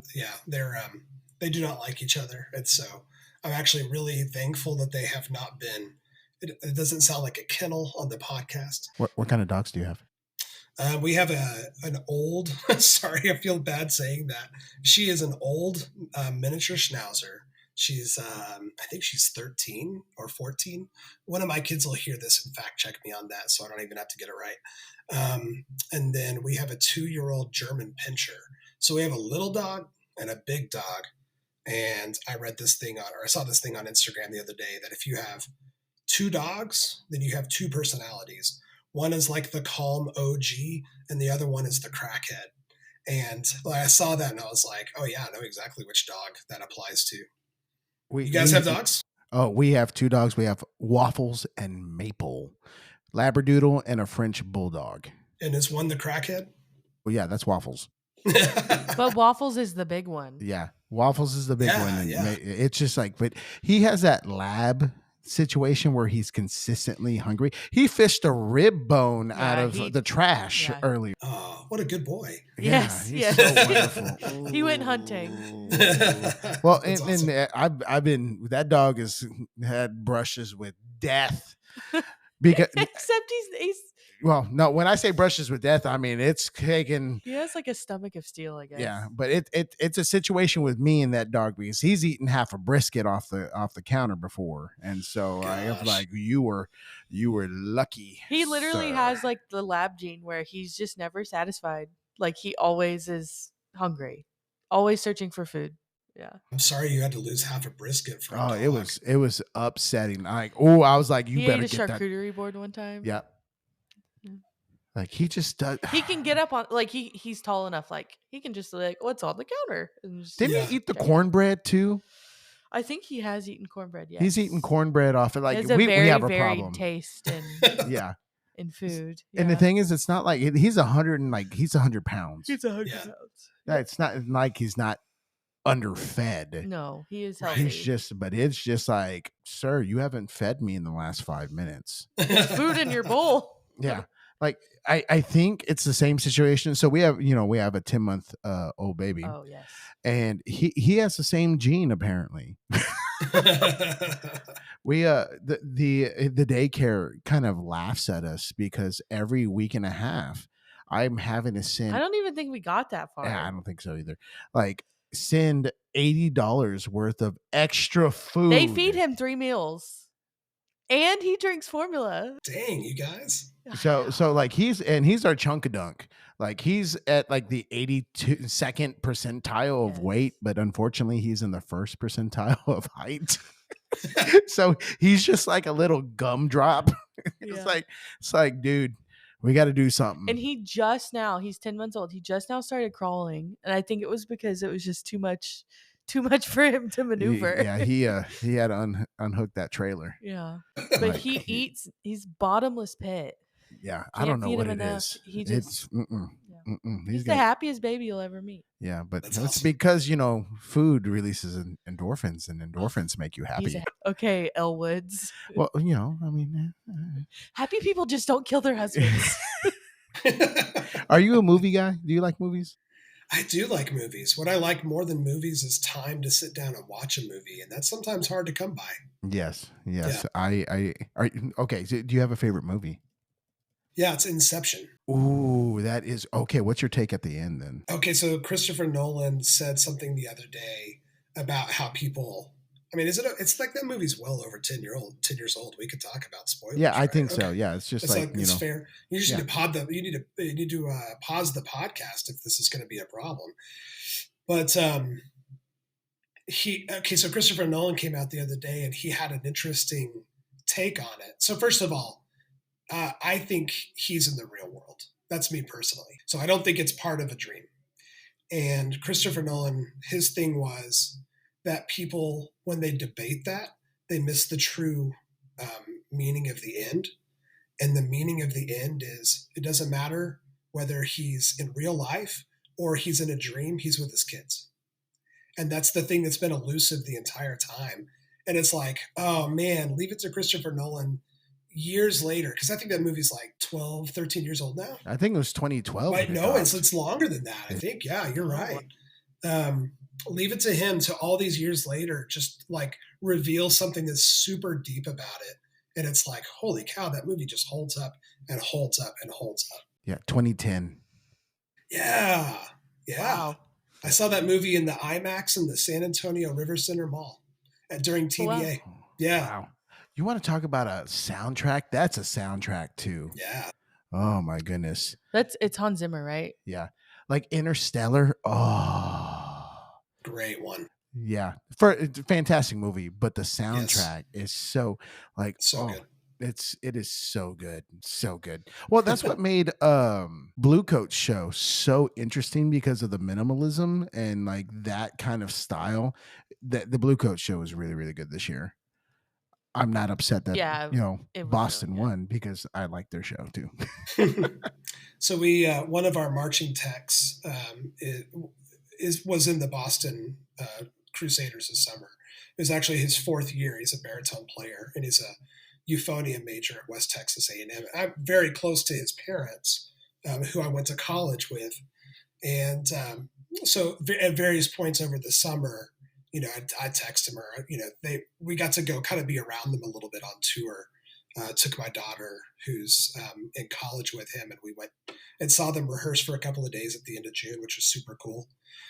But for the longest time, they didn't have that interstellar closer at the end. But they had announced that that was part of their source music. So we saw them at a show and they still hadn't revealed that. And I said, okay, man, come on. I know you have to be like pretty top secret about this, but are you guys done with this show? Or are you adding Interstellar at the end? And he kind of looked at me like one of those, like, if I tell you, I will get into so much trouble. I probably just have to like kill you, kind of one of those things. So when they finally pulled out that ending, and we all kind of knew it was coming if you'd been paying attention, well, it was just super satisfying to the end of what was like easily my favorite show of the summer. And there was a lot of really great ones, but that kind of was a show for everybody. Yeah. I thought the Boston Boom and like the Boston was by far my favorite. Yeah, Boston and then Blue Coats, they were both fantastic shows. so And good. I was just like, Blue Coats was really I was just like, ooh, this is gonna be so close. And then we watched finals and we saw Boston, and I was just like, the energy off the show is just different. They're gonna pull it out. Yeah. Like, it was just fun. Like Yeah. The Blue Coats thing, it took a while for me to like, it took a while for it to grow on me.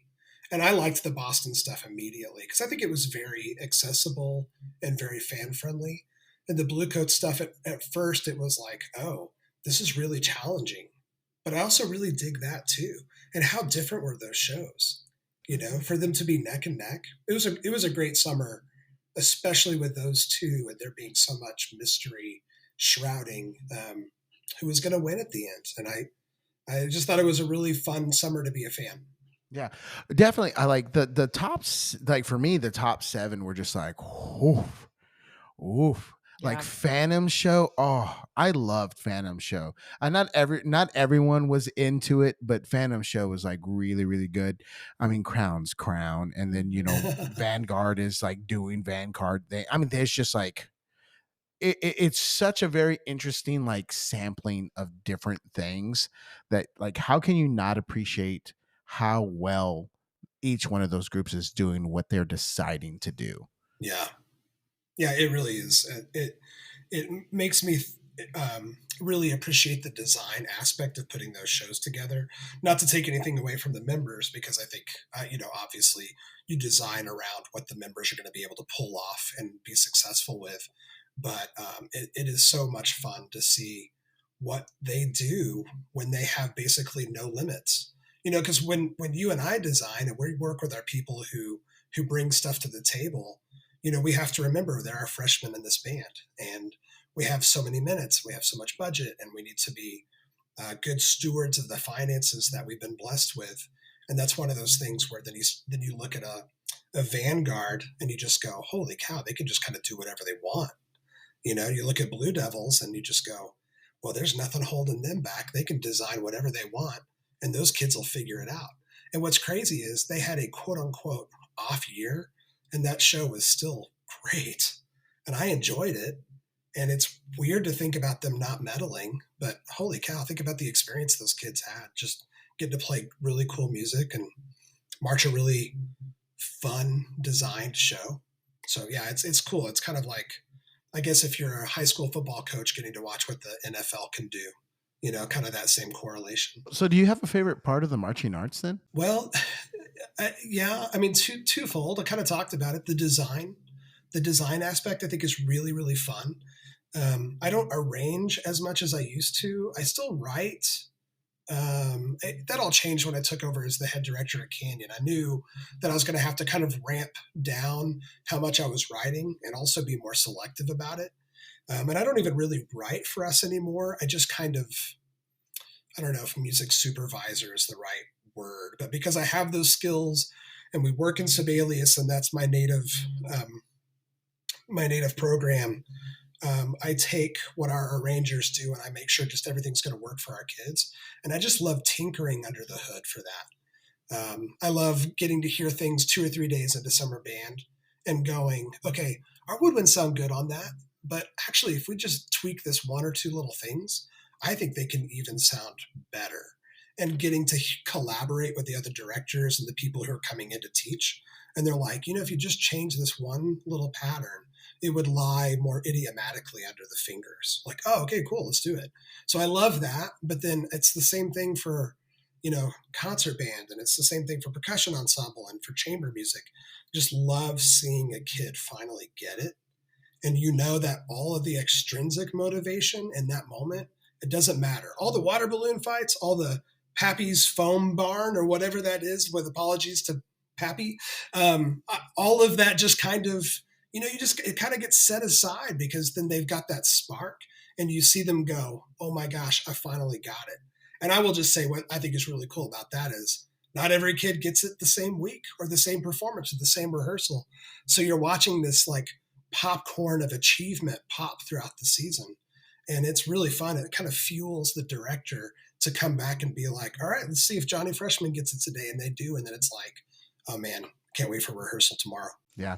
It is very, satisfying to see the light click. It's like, click. Oh, that's what it's just like, well, the music does this and we move there and that's 12 counts and I'm supposed to move 12. Yeah. Yeah. Like just some of those types of things. You're like, that's a victory for you. That for you. Like, okay, for prime example. Okay. We have a student who, has not been well versed in being able to communicate in emails. And today, for the first time ever, this student sent me an email well within. I have a rule. If a student needs to go to tutorials, I let them go. No question. Like that is like they can go to tutorials. There are very few times I've ever told a student, no, you can't go to tutorials. I go, 1, make sure you've exhausted all options before you go into rehearsal time. But 2, you have to make sure you are requesting tutorials before 6 p.m. the day before, because at 6 p.m. I try to stop responding to emails because I'm like, this is my family time. And this student had the mindset to send me an email at 9:30 a.m. this morning asking to go to tutorials tomorrow. And I was like, this is a victory. Mm-hmm. This is it. I can retire right now. Yeah. and it's just like that kid could have had the worst day in rehearsal today, but the fact that he finally was able to send me an email that was correctly formatted, Nice. subject, grades, body, may I please go to tutorials so that way I do not fail this class. Yes, you may go. Like, That's amazing. Please go. like, I was just like, this is the best day ever.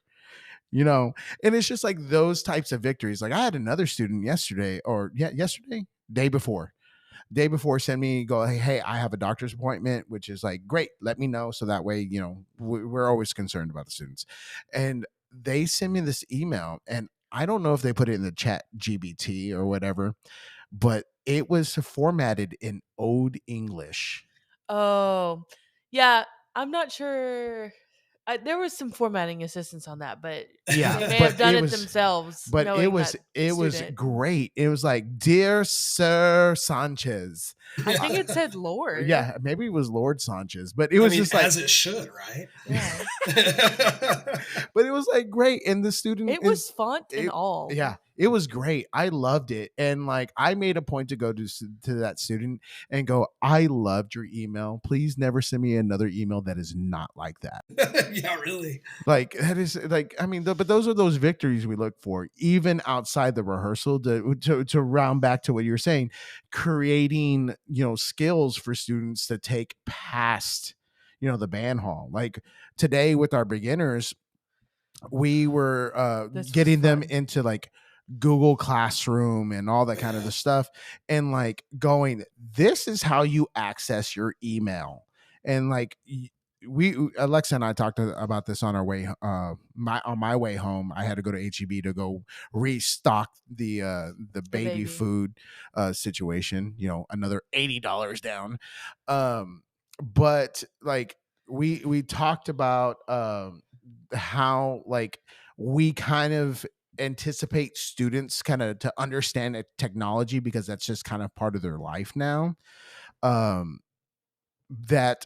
when we were in school, there was a huge push on like, this is how you type, this is how you do this is, and then like some of those types of things It was kind of more of like a novel idea, like learning all the computer technology type stuff. yeah. And now that's kind of like switched away. And so like, from high school kids, and I don't know about you, I get full messages in the subject line. Yeah, of course. Yeah. And it's like, no, no, no, no, no, no, no, no, no, no, no, no. And then so we have conversations about like, this is how you do a subject, and then this is how you write an email. Mhm. And then you need to read said email out loud, so that way you can understand tone. Right. Yeah. And like those are skills that we're trying to give them that have nothing to do with their instrument. Yep. And that's stuff that they are going to take into their professional lives. And I think those are things worth celebrating with kids too. So, well, Eric, I coming back to the marching arts, I really enjoyed your show from this past year. Thanks. And I know you got 1,001 questions, but here's the real 1,002. 1,002. What happened to the fish? Oh, man, it is still in our possession. It is not going to make a reappearance in this year's show. We're not quite there. As you can imagine, so we try to sell it at the end of the year. But as you can imagine, it's a very specific type of prop, and you would have to really be planning something that would be very unique to include it. We had it built for us based on something we had seen. I think it was at an indoor drumline show from years ago. But yeah, it's lurking in our band booster storage unit.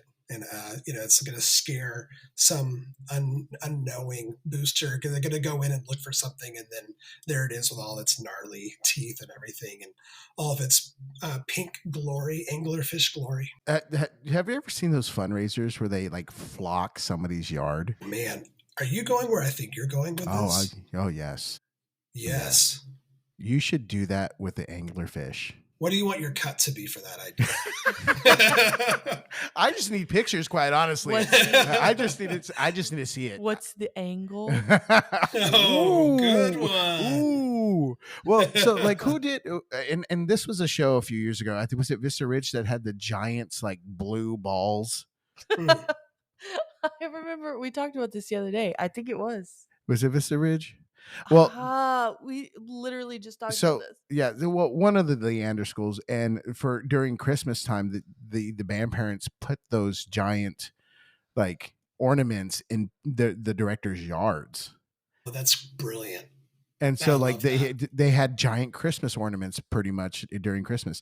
But I think that would be a fantastic fundraiser for the Canyon band, is to angler somebody's yard and like Yeah, really put the weights down in it. Like, we're not moving until you pay us to move it. Oh wow. I would just be afraid of somebody taking a chainsaw to it or something. Oh no. Well, Yeah. that would be a great, honestly, like when Halloween comes around, that might need to be going in your yard. Dude, you're onto something, man. I'm telling you what. Like that That's kind of terrifying. like that was a great prop. Like, and it was so like, I was like, that is a fun show. Like, Yeah, that it was was it fun. was well executed. It was fun. Like, it was a fantastic show. I'm glad that I was able to see it not once but twice. Oh, thanks, man. Thank So you. really, really fantastic design Yeah. and execution. So, and I can, how many times have you been asked about the fish? I mean, so many times, or people just say that that's like the thing that they remember. So there's two things. I mean, you could tell me to be quiet, but we thought we might need to bring in somebody to be like a program consultant, just to see if we're missing anything in the design of our show. Somebody who's not currently in our design, and it's a household name, but I bet, I mean, it's probably not worth mentioning. And so we got on a Zoom call with this person, and they're like, "Yeah, I can help you with this or this," and then they kind of ended up deciding that like maybe we were actually in good shape and they didn't really have anything more to contribute. We had thought of a lot of the angles.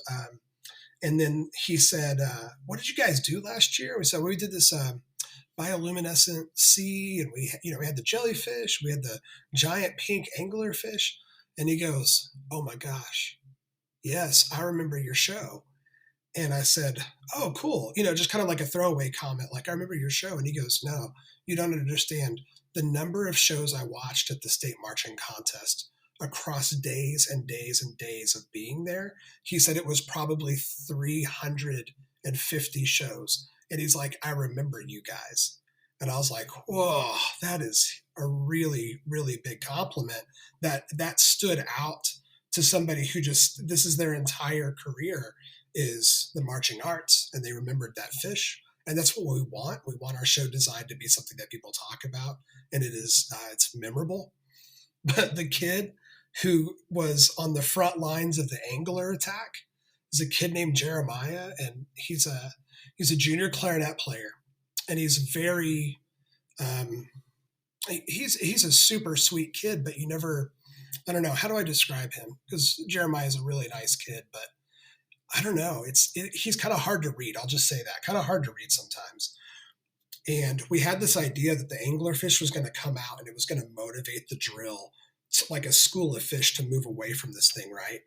And what we realized was including it, put it right behind the student, Jeremiah, and another couple of other clarinet students who were kind of on the front lines. And so we started incorporating it, and here it moves in.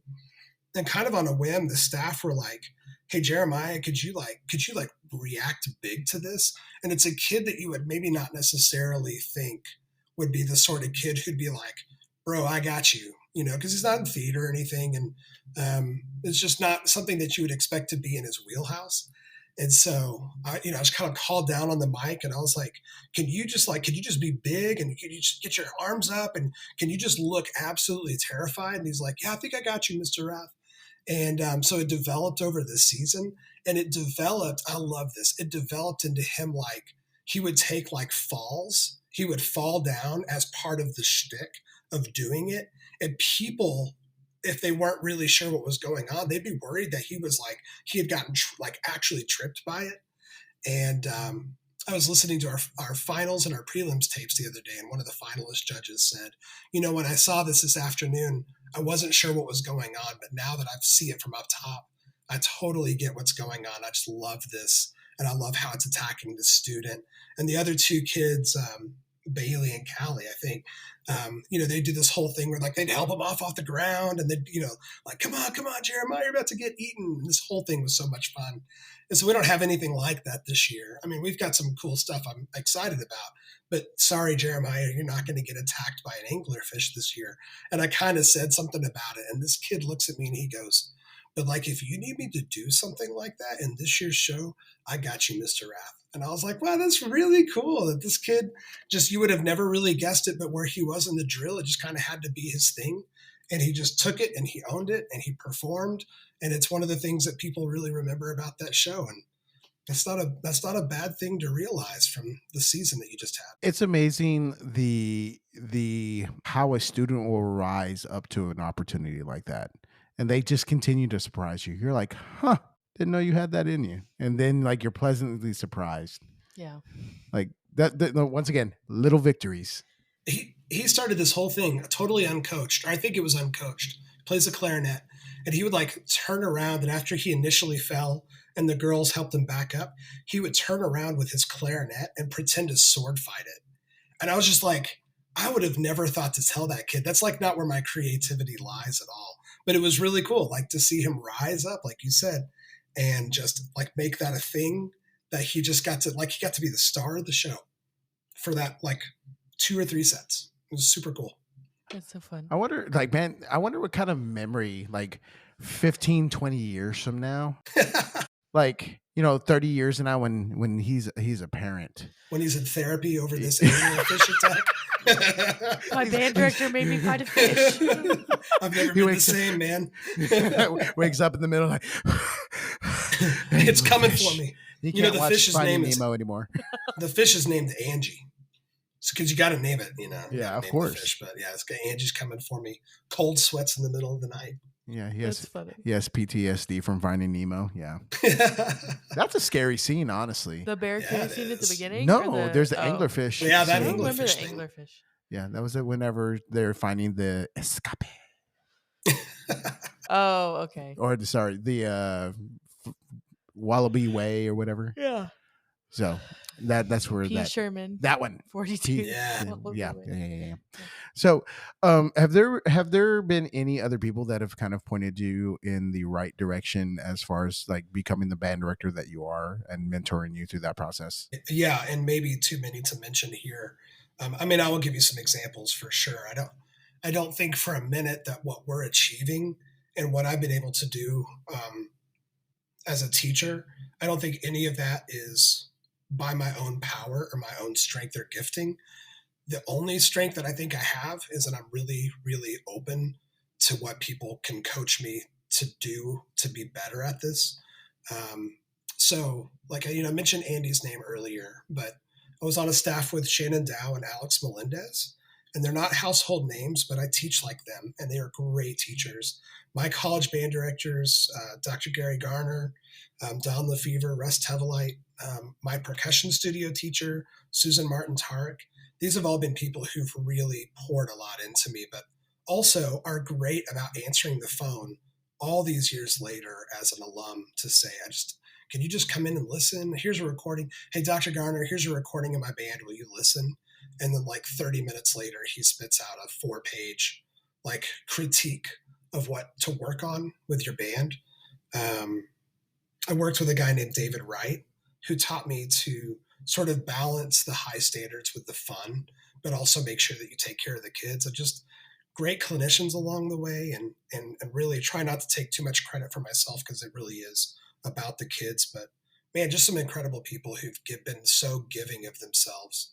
And now that my beard has turned completely white, it's like the circle is complete. And now I'm looking for people that I can pour into. Like I said earlier, we generally have 1 or 2 student teachers every semester from West Texas. And that's one of those things that I take really seriously as a cooperating teacher.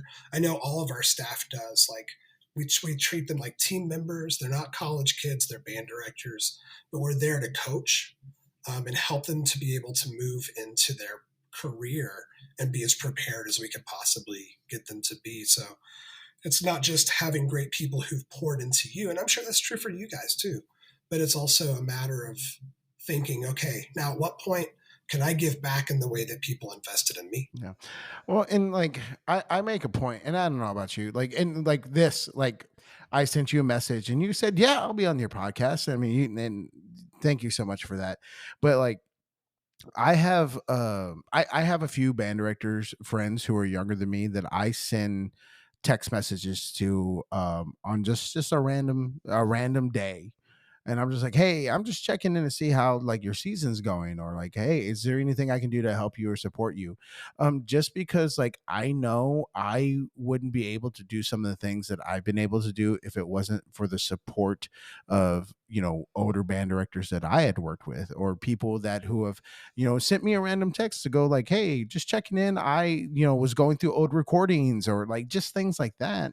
And you kind of go like, what other community has this? You know, I mean, yeah, the coaching community its own thing, but they're always continuously trying to beat themselves.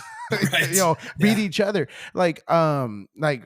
I have had a wonderful relationship with Brian Hekamovich over at Fredericksburg. Like we have started like a great friendship, and I really appreciate him.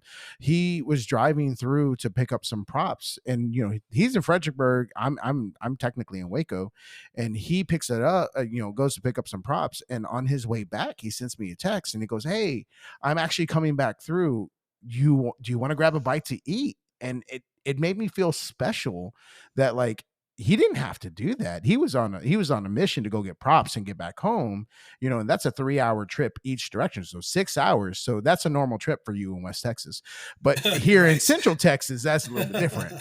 But Yeah. like he didn't have to do that. And like we talked about, like I was like, hey man, I appreciate you just wanting to hang out, and like we talk about band a little bit, we talk about his fan, you know, his wife, and he had his assistant, and talked to his assistant about like things and some of the, you know, things that we went through earlier on in our careers.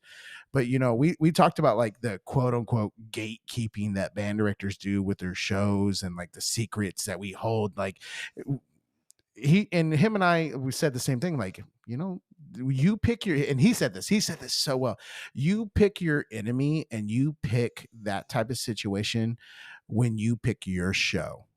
Your enemy is your show. The music you put in front of the kids is your enemy, and that's who you have to defeat. The drill on the field is who you have to defeat, and that is the only thing you should worry about. That is your enemy. That is your competition, and everything else is just whatever.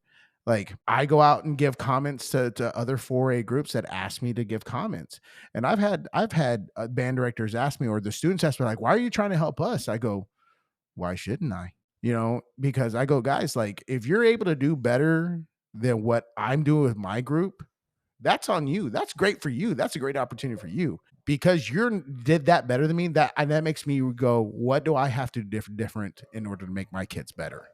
And it gives me more tools in my toolbox and gives me a different type of motivation. I go, but ultimately, it's not about kids beating kids and bands beating bands. It's about us learning how to have grit and persevere through what we put in front of us. Yeah. So like, 100%.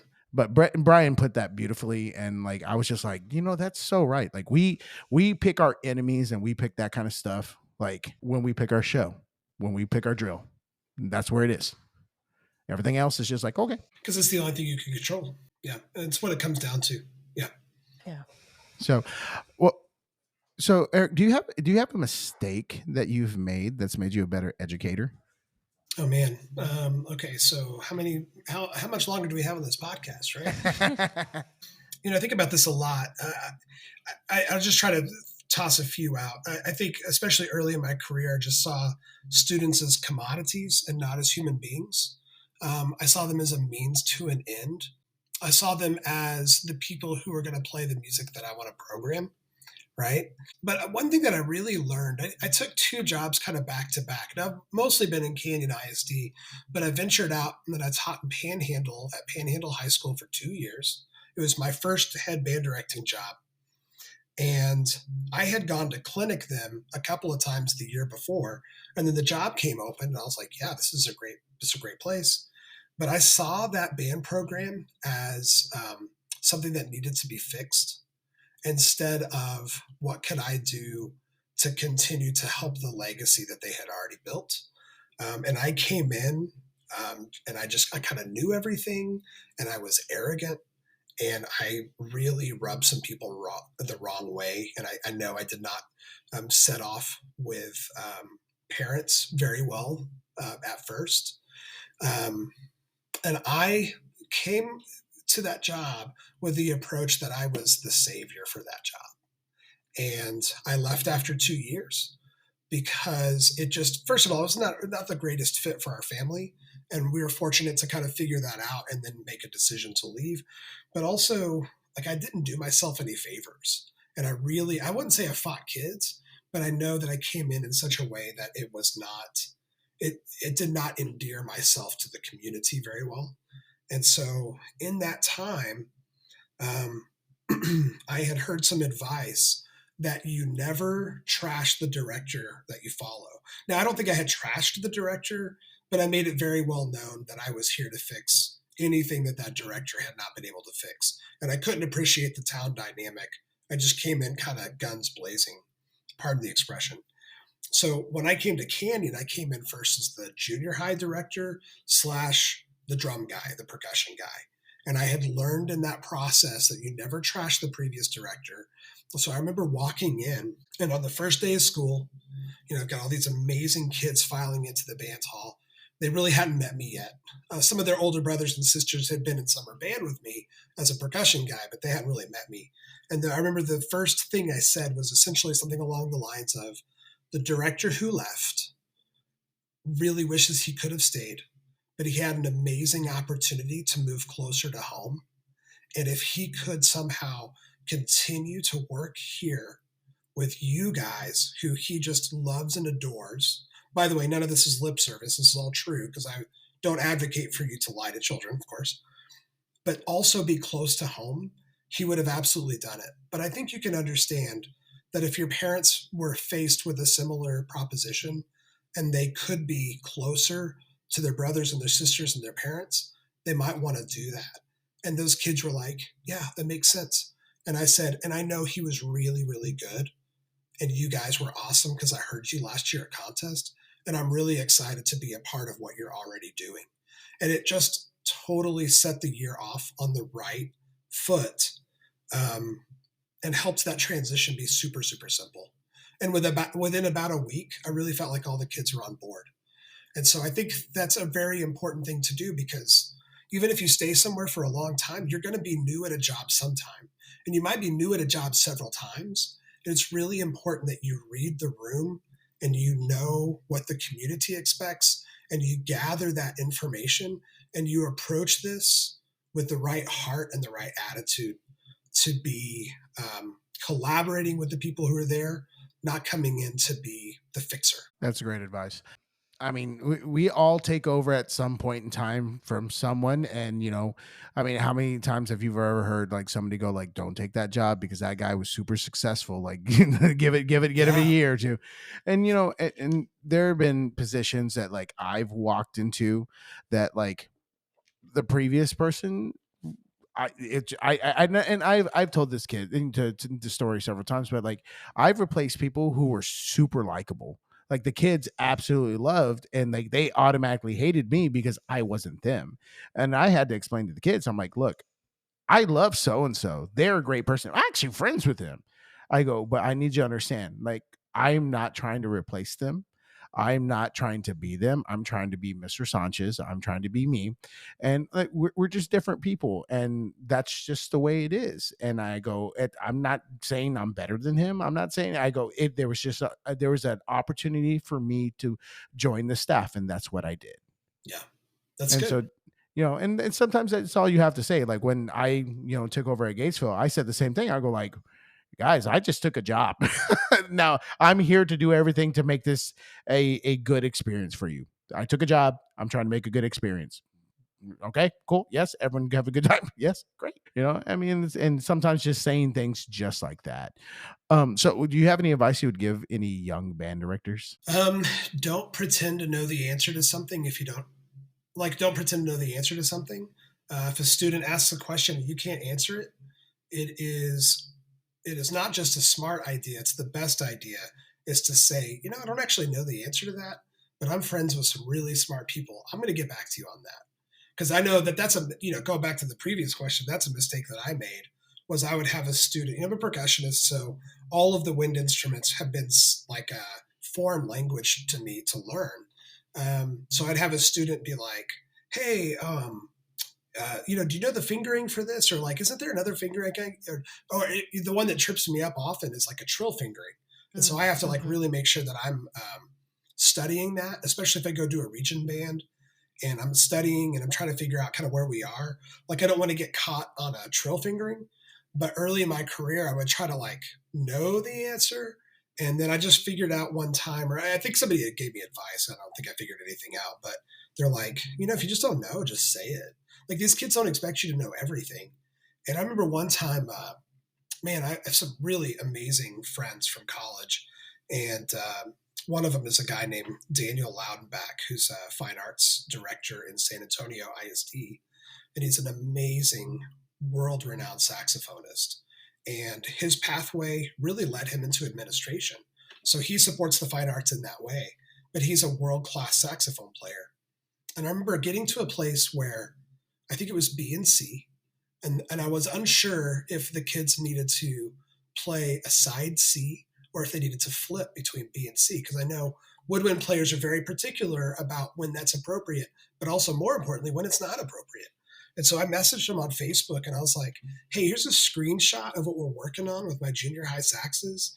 Like, I'm a little unsure what fingering is the best ergonomic one. And so he sent me back this this long video explanation of what to tell the kids. And so we were sitting there in a saxophone sectional, and I put it on the stand, and I was like, how I was struggling to tell you exactly what to do last week? Well, I called this guy, he's a good friend of mine, and he's amazing. So whatever he says we're going to do, here's the video that he made for you guys. And they were just like blown away that somebody would do that for them. Kind of like what you're saying, like, wow, are you going to come over here and help us? It's like, yeah, I'm going to spread goodwill and good information where I can. And so they watched it and they were like, oh, okay, so we can flip on those notes. Okay, cool. And they tried it and they're like, yeah, that is easier. I like that. And then one of them, Natalie, she goes, we should call him and tell him thanks. And I was like, all right, well, I'm sure he's in a meeting, but sure. So I hit like Facebook audio call or whatever. And he was all like, hey, Eric, what's up? And I was like, oh man, I didn't know if you'd be able to answer. These saxophone players want to tell you thank you. And he's like, oh, did it work? And they're like, thank you so much, Dr. Loudenback.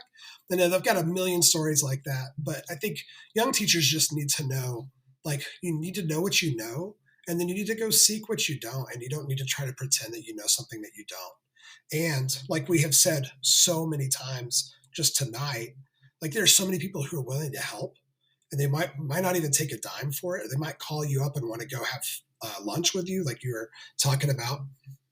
There's so many people who are willing to do that. Like, don't try to stand up there and know everything. Find somebody who's willing to take a little bit of time, pick their brain, and then you get better in the process, and they feel great because they've been able to help you. And that is its own satisfaction too. Yeah. I mean, I tell people all the time, I go, I'm dumb. I'm smart enough to know when to ask for help. Mm-hmm. I'm like, can somebody help me? That's half the battle. Yeah. Honestly. I feel that. Yeah, I feel that. Like, I don't know what I'm doing. I just have been, I've been smart enough to know when to ask. Yeah. Well, and that saying, hire good people and then get out of their way, or surround yourself with good people and let them do their thing. Like, I'm very keenly aware that I'm just one person on our staff. Okay, sure. I have the title and I've got to do the lesson plans and I've got to run interference sometimes on some things, but I'm not the best clarinet teacher on my staff. I'm not the best trumpet teacher on my staff. At this point, I don't know that I'm the best percussion teacher on our staff either. I'm actually not sure what I bring to the staff, but I have great people around that, and our kids just know this. Like, they'll get into like a weird fingering situation, articulation thing, and they'll be like, should we just go ask so-and-so? Be like, yeah, it's fine. Do you know? Like, I mean, I can guess, but I want you to know for real. You need to go ask your private lesson teacher. You need to go ask so-and-so, because they'll really know. And the kids get that, But also, they can see through when you don't know the answer and you're trying to like pull a fast one. And they're like, I'm on to you, man. Yeah. Yeah. Yeah. There's been plenty of times I'm like, I have no clue. Your guess is as good as mine. I'll try to find out for you. Alexa, you're a percussionist, right? I am, yes. What's been your struggle in band directing? I'm flipping the podcast now, y'all. I'm Um, in charge now. so like when you said that like learning to teach wind instruments was kind of like learning a foreign language, that like really resonates with me because that is something that I've not been very good at, and it's taken me a long time to feel like more comfortable with it. I think that teaching the concept of articulation Mhm. is still like something that I always have to like ask Jose, like, okay, again, like just remind me, is this correct? Is this like what you would say in this situation? So I have to like do that kind of stuff a lot. But I mean, the clarinet is an instrument that Oh, that the firewood. I will never understand the clarinet.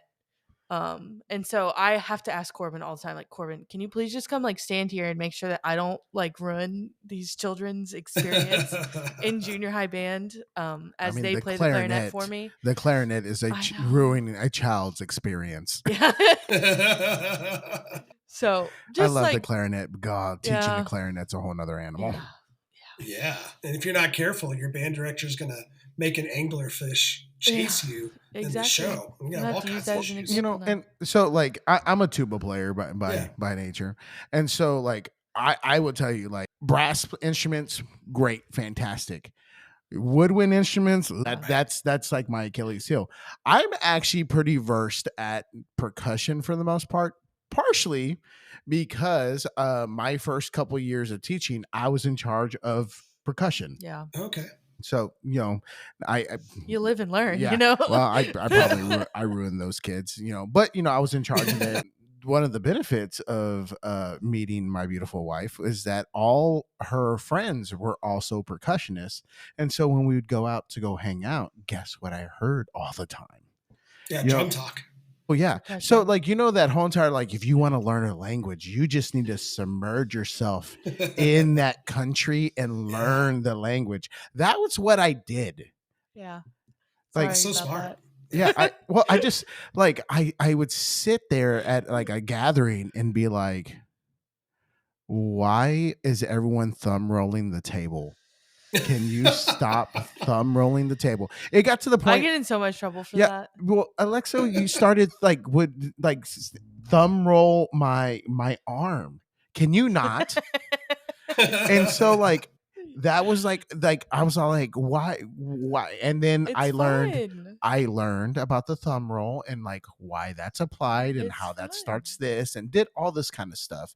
And then like, oh, one of our favorite stories that we've talked about before is last year we had a student that was given the Stevens grip book. What is that one? Oh, called? method of movement. Method of movement. Yeah. Yeah. And like, and he was That like, was so funny. it was like, yeah, this is really talking about the Stevens grip. And he was like, oh, because, the guy who He wrote, looked at looked at the book, and we're like, yeah, this is like the book. This is the book that you need to use. And he was like, so Stevens, and I was like, yeah. And he looked at it. He was like, Lee Howard Stevens, and I was like, yes, we are connecting the dots here. Dude, yes. like, Way to go. like the grip. Yes. Yes. He literally wrote the book on it. So Yeah, literally. But like the percussion kids know they're in for like rehearsal with me because I'm like, I don't like those crash cymbals. Go get the other ones. I've been known to get very picky with triangle beaters. Good for you. And I'm just like, that's not the right beater. Nope, I don't like those overtones. it can Nope. ruin a moment, okay? Yeah, it If you can. use the No, wrong triangle beater. I am on board with team triangle beater. Thank you. Okay, I'm like, no, that's not the right weight. Like that, no, I don't like that triangle. I have been known to go like, okay, guys, we need to buy a new triangle. What other band director that is not a percussionist will go, we need to buy a new triangle? Look, and we love you for it. Props to you, man. That's incredible. Like, I'm like, and like, Jose needs percussion praise. He's like Tinkerbell. Well, like, okay, now don't get me wrong. You guys as percussionists are some of the most expensive people on the planet. Hey. And you're like, can I have a new set of tambourines? Can I have a new New tambourine? set of tambourines. Yeah, We I need the need yeah. class set. Okay, so Yeah. our previous percussion director, he's up in Michigan now. No, Michigan, Chicago, Illinois. Wow, He's he's up from there. Michigan. He's from He Michigan. lives in Illinois now. He gave me the hardest time just because like I started telling him, I'm like, dude, you like to spend a lot of money. Like you need to temper it just a little bit. And so he got onto this tirade where he would start asking to start a rope drum ensemble. So that we could buy a class set of rope drums. And so it was a consistent battle, like for the past 2 years, where he would just talk about rope drums. I thought it was great. Well, and it's because we started playing Sousa for our marches. And then George Mason did that indoor show with the rope drums, and that really just like solidified it for him. And so like he just got on this wild hair. I need rope drums. Give me rope drums. And it just never stopped. I'm like, Mike, I'm not going to give you rope drums. I need you to stop. I'm trying to buy you. Like, I would really like to have a 5-octave marimba that I feel comfortable with. Right.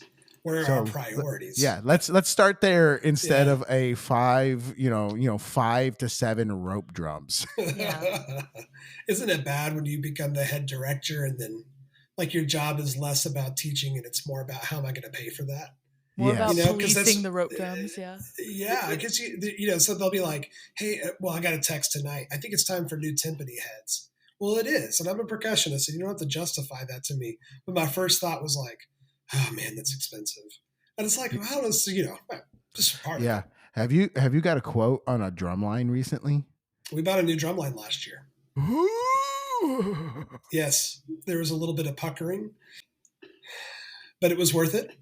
Oh my goodness gracious. Like we're at the end of a life cycle for ours. And I'm just going like, I'm like bracing for impact. Yeah, it's expensive. Can you hold on another year? Yes. Call one of the cores and see if you can get their line when they're done. Yeah. Now we didn't do that. It didn't work for us. It didn't make sense for us. Randall High and Canyon High both needed a battery the same year. And we got really, really close to buying the Crossman's line because they were selling it off at the end of the 24 season. So, I mean, let's just throw that out there. It's not a terrible, not a terrible option. Yeah. The problem is that like we get, I mean, just like anybody else, everybody's budget's starting to get like real strapped. So we're being real creative, but, they did that in the early 2000s with Gatesville, and then we kept having like they didn't replace anything for a long time, and so we still had stuff from like Revolution something. Wow. It was something from a long time ago. Yeah. What was something, because hasn't Dynasty stopped making like certain percussion instruments? Yeah, I know. Well, I mean, Vanguard is with Dynasty. Are you talking about the keyboards yes. that we were looking at? It was something, I don't remember exactly what it was, but it was something that is like not made. They haven't made it since like 2003 or something like that. And we have a set. That's what we were like playing on. Yeah. It's like, wow. Oh, yeah, this is old. I don't remember what it was. I'm like, the kids are like, this is older than I am. I'm like, yes, it is. Yes. And it is starting to go flat. So listen, I know a guy who'll make you a heck of a deal on some rope drums when you're ready to replace that when battery. he's ready to commit. So do you have a favorite memory of being a band director or a student? Yeah, yes. Thank you for asking. Yes, I do. Sorry, hemming and hawing. Like, how do I start this? My third year as the head director at Canyon High, we did a show called Nocturnal, and the kids who are seniors in our band this year were freshmen that year. And we made the state marching contest finals in 2018 under the previous head director, and we came in fourth, and it was a really big deal. And then when I took over, it was COVID, and it's a whole thing. And we didn't make finals in 21. There weren't finals in 20, but we didn't make finals in 21. Even though, because I'm a process guy, even though we hadn't really talked about it, it was like, that would be really cool. That'd be really cool. And so we did this show called Nocturnal. It's about the Congress Street Bridge in Austin and how all the bats, like that's just their habitat, right? So we did a bat show, but it was really urban. So it wasn't vampires, it wasn't Dracula, it wasn't Transylvania, but it was like urban bats. And we had this amazing bridge built, and we had this curtain open up, and the color guard girls are hanging upside down from it. And the color guard girls had, wings on their costumes. And it was a really, really cool show. And it was the first show that we had really designed. Like you talked about the anglerfish show, like it's the first show where like all those pieces were kind of all together. And we were like, okay, let's see how this goes. Well, we were having a pretty good year, and we got to this community send off the night before we left for the state marching contest. And West Plains had just opened, and they were going to the state marching contest, and Randall was going. So all three bands, this was really exciting for our district. And so there's a whole stadium full of people to watch all three shows. And they're actually just there for band. So there's no football game, right? They really want to see these bands. And our kids performed really poorly. It was not very good. And it was kind of a shock to us. So I remember the staff was kind of licking their wounds after that performance out in the parking lot, after we'd given the kids instructions on when to be back in the morning.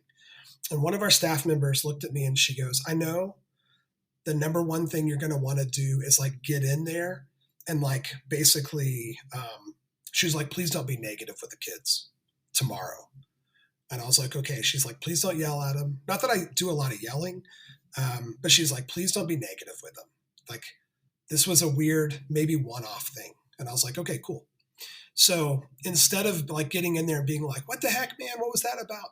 We stopped at Abilene on the way down. We stopped at Abilene Wiley High to rehearse. And I had the woodwinds and brass in the arc, and we're getting ready. And I pulled him in and I just said, you've had a really cool show this year, and you've had a lot of really good performances. But what happened last night? And a couple of the older students were like, it was just kind of intimidating. The other bands were watching us, and the stadium was full, and we didn't feel great about it. And I was like, is that how you want to go out this year? And they were like, no. And I was like, okay, you've worked entirely too hard to just throw it away this week. And they were like, yeah. So one thing that we do, and I know students will hear this and be like, I knew it.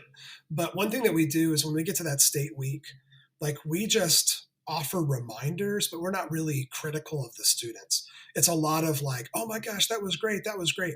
And it's not lip service. Like we don't lie to kids, but we consciously make a decision to be just very positive in that home stretch so that they are very pumped up and they're very excited about what they're doing. And they're not worried about making mistakes. They're focused more on how amazing can our performance be. So we kind of talked as a staff before we went into full ensemble rehearsal, and it's like, hey, just everything's great today. Everything's great. And they were like, yep, cool. We got you. We're going to make quick reminders, but we're not going to be down on kids. And so we got into the stands, and I had told the brass, I was like, you guys got kind of quiet. You didn't really bring any energy. And they were like, yeah. I said, could you just kind of go for it today? Not knowing what the result was going to be, because that's a dangerous thing to say, especially the day before the state marching contest. And we got into the first big hit, and it was awesome. And I kind of looked around at the rest of the staff, and they were like, we don't know what got into these kids, but this was great. So I'll try to make this short. So we got to the rehearsal site the next morning. We just had enough time to kind of like go run the show and then go over to the Alamo Dome and play it. And the kids just showed up with an energy and intensity that I knew they were capable of. We had kind of not really seen it materialize over the season. And we're kind of in a multi-tier tower, and we're just looking at each other like, what has gotten into these kids? And we just kind of figured out that they were like, yeah, we're not going to throw this away this week. And they went in to the state marching contest, and they placed 7th in prelims, and they had placed 13th the year before. And so, of course, you know how this goes. You're in the room of anxiety and trepidation with Brad Kent in the bowels of the San Antonio Alamo Dome. And they announced the finalists, and it's like, holy cow, we made it. So I texted the team, and yes, students, if you're listening, we know before you know, usually. But I texted the team, hey, we're back. And then the kids were just overjoyed. We had kids in that band who had gone to the state marching contest and not advanced to the finals. And they finally got there that year. And then their show that evening was just lights out. And I think we moved up a place too from 7th to 6th. And so that is really easy to interpret as it being a story about a placement or an achievement, but it's not that. I think it's just easy to sort of make that the headline. What it was a story of was that the kids, we didn't give up on the kids. And in their moment when they didn't perform up to their potential, thanks to great advice, we didn't get down on them. And they absolutely rose to the occasion, and they started to surprise us and surprise themselves. And they absolutely had the day of their lives that day. And it's just one of the coolest things because it feels a little bit like a Disney movie, how you kind of peak at the right time, or, you're asking if I'm a movie guy, and I'm thinking about, oh my gosh, what's the baseball movie where he hits the home run into the lights in the outfield? You know what I'm talking about? Oh yes. Jose, you must know this. Robert Redford. Is it well, there's the I don't Natural. know why you're looking at me like Is I it The was. Natural. Yeah, it's The Natural. Yeah. Sorry, it's getting a little bit late, but What? it was one of those days. Yeah. They peaked and they just came out of nowhere. And it was so cool to watch the kids decide this is in our hands and we're going to make this happen, which is what you want from all of your groups, right? But to watch it happen over the course of 24 hours, it was really, really special. We have better bands now. We have better designed shows now, but we actually watched that at the office yesterday with our student teachers. And there are things I would do different in that show, but I would not change what the kids accomplished in that moment and how it was like the best example of kids finally understanding what it was going to take and rising to the occasion and just going in. And it was tears. It was absolute tears, just hogging on kids and loving them. And it was, I know it's a story wrapped up in competition, but really the competition was with us. I mean, there were I don't remember who won. I don't remember who was ahead of us or below us. The competition was, can we do this? And can we beat ourselves from the day before? And it's the perfect example. And to the point where now it has become a story that I tell the bands ever since then. And then when these kids graduate, that'll be lore, as the kids now say. It'll be legend. It'll be the thing of it'll be like quote unquote history night with Canyon Band. And how incredible that was, that it was in the students' hands and they did the dadgum thing. And it's still just such a cool memory. It's the ultimate, like seeing the light switch come on for kids. Yeah. What did somebody tell me? So I use a lot of coaching things from my experience in athletics to help my own motivational things. And one of the things that was told me by a coaching friend was there are two types of kids when it comes to things. There are kids who compete to feel good, and there are kids who feel good in order for them to compete, and you have to know how to balance that. Some kids, they compete and they do the thing in order to make themselves feel good, but some kids have to feel good in order to compete. That's interesting. And so balancing the two is very interesting, because I don't know if you've seen this, but you have some kids who are just they're driven and they just get it and they just want to get in there and they just want to be the best, and and then you have those kids that they have to if they woke up or if they missed their alarm, the rest of the day is ruined. And so knowing how to fuel the motivation in the right ways at the right time is a key thing for being an effective band director. Oh yeah. So not only are you a fantastic band director, but you write some fantastic music. So how did you get started in that? Okay, so my parents, professional musicians. I noticed this really early on in life, just being a little kid looking at my parents' record collection, that they would have, and this is a true symphonic orchestra sort of thing, but they would have multiple recordings of the same piece by different orchestras. And so I'll see my dad and mom this weekend and I could look at this and go through and kind of be nostalgic, but I would see that they would have a whole shelf of Beethoven And it was a lot of like Beethoven 9, Beethoven 9, Beethoven 9, and it's von Karajan, and it's Bernstein, and it's all the people, it's all the heavy hitters. And they're listening to all the different interpretations because, especially with Dad being an oboe player, like the interpretations and some of that solo, those solo excerpts is really a big deal. So I grew up actually thinking that the composer was the most important part in music because that's what my parents valued. I think you could just see it. And so I got really interested in like, okay, if they're going to listen to all these different versions of this piece by Beethoven or by Mozart, like, wow, the composer must be a really important deal. And it led me to start thinking about like, how is music put together? And I remember asking my dad one night, I was like, well, I really want to know more about music, but I know how to play my part. And I was a piano player growing up. I was like, and I know how to play piano. And he said, go ask your band director for scores to the marching show. And I said, okay. And he goes, he's got extra copies, and bring him home and we'll look at it. And my dad was a band director for a year. And so at the end of my second year of band directing, I called him and I was like, I made it 200% more into this career than you did. But he did it while he was in grad school pursuing the oboe thing. But I came home and I had these, like early 90s, like just published marching scores. And he'd be like, well, what do you notice about this? Well, how are the instruments grouped here? Okay, who's playing together? Okay, what do these instruments have in common?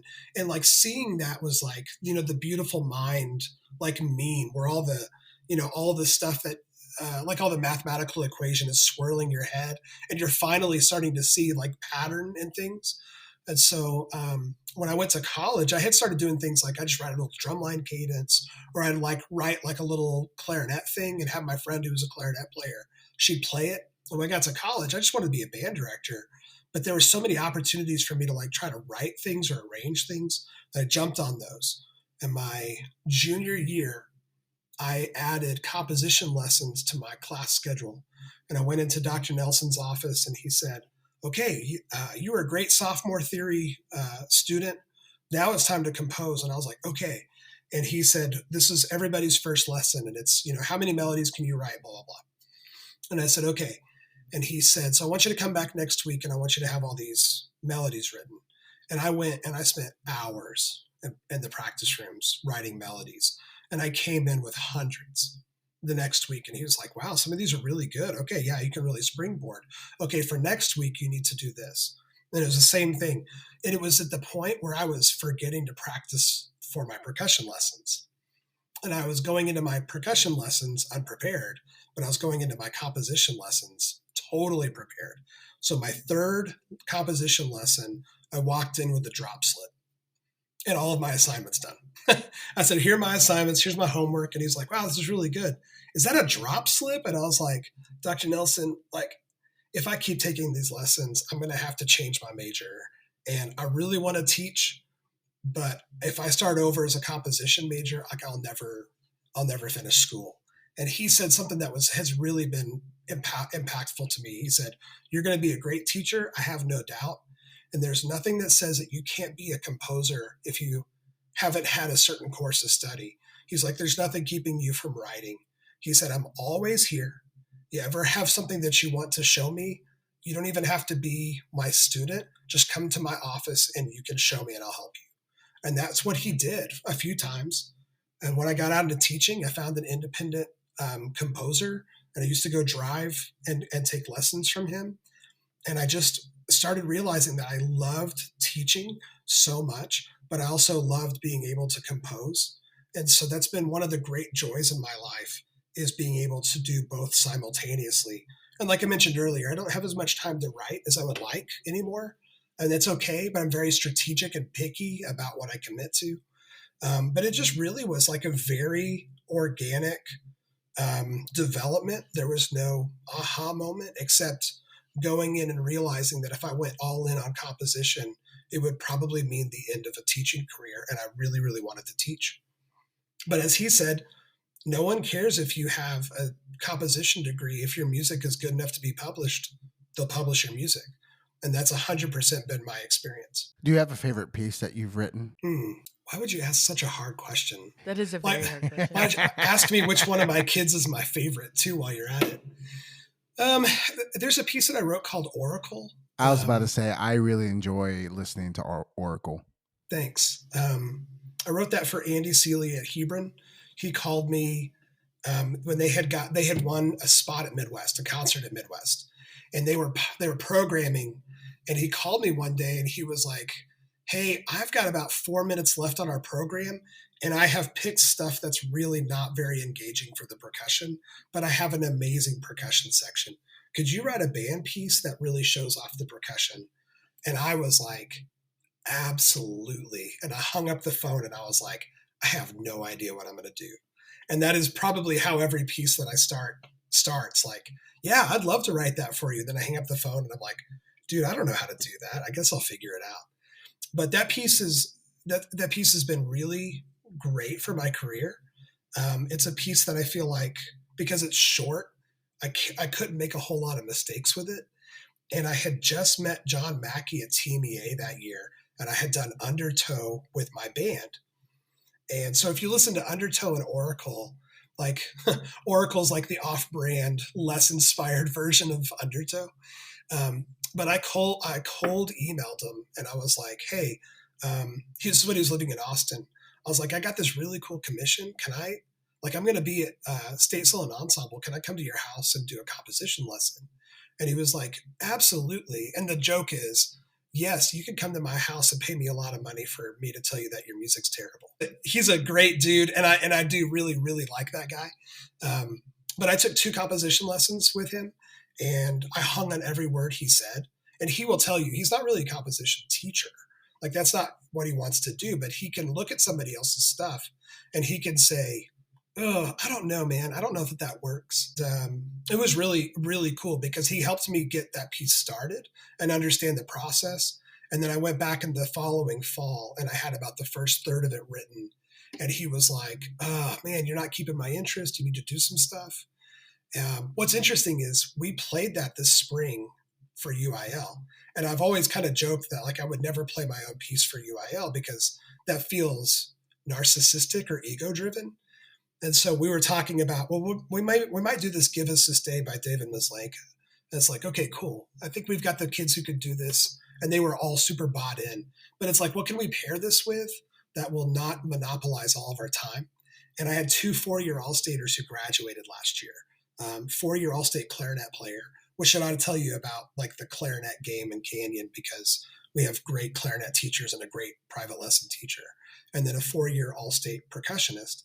And so somebody asked, like, hey, what are you going to do for contests? And I was like, I don't know, man. I guess we could play Oracle. Ha, ha, ha. And then what turned out, started as a joke, turned out to actually be like, I don't know, man. Maybe we should actually play this. And before we knew it, it was like, well, it fits in all the right places because you don't want to program something that's not going to fit. And then it's got your name on it. And the people are like, you just wanted to do this because it's your piece. We did it because it actually really fit the band and it fit the rest of the program. And I probably will never program that piece ever again. I've done it with like region bands or whatever when that was the right chemical makeup. But it was perfect for our group and it was really fun to teach. But it was also fun to talk to the kids about the compositional process and all the stories. When you bring in a clinician who's a composer, you hope they'll talk about their music.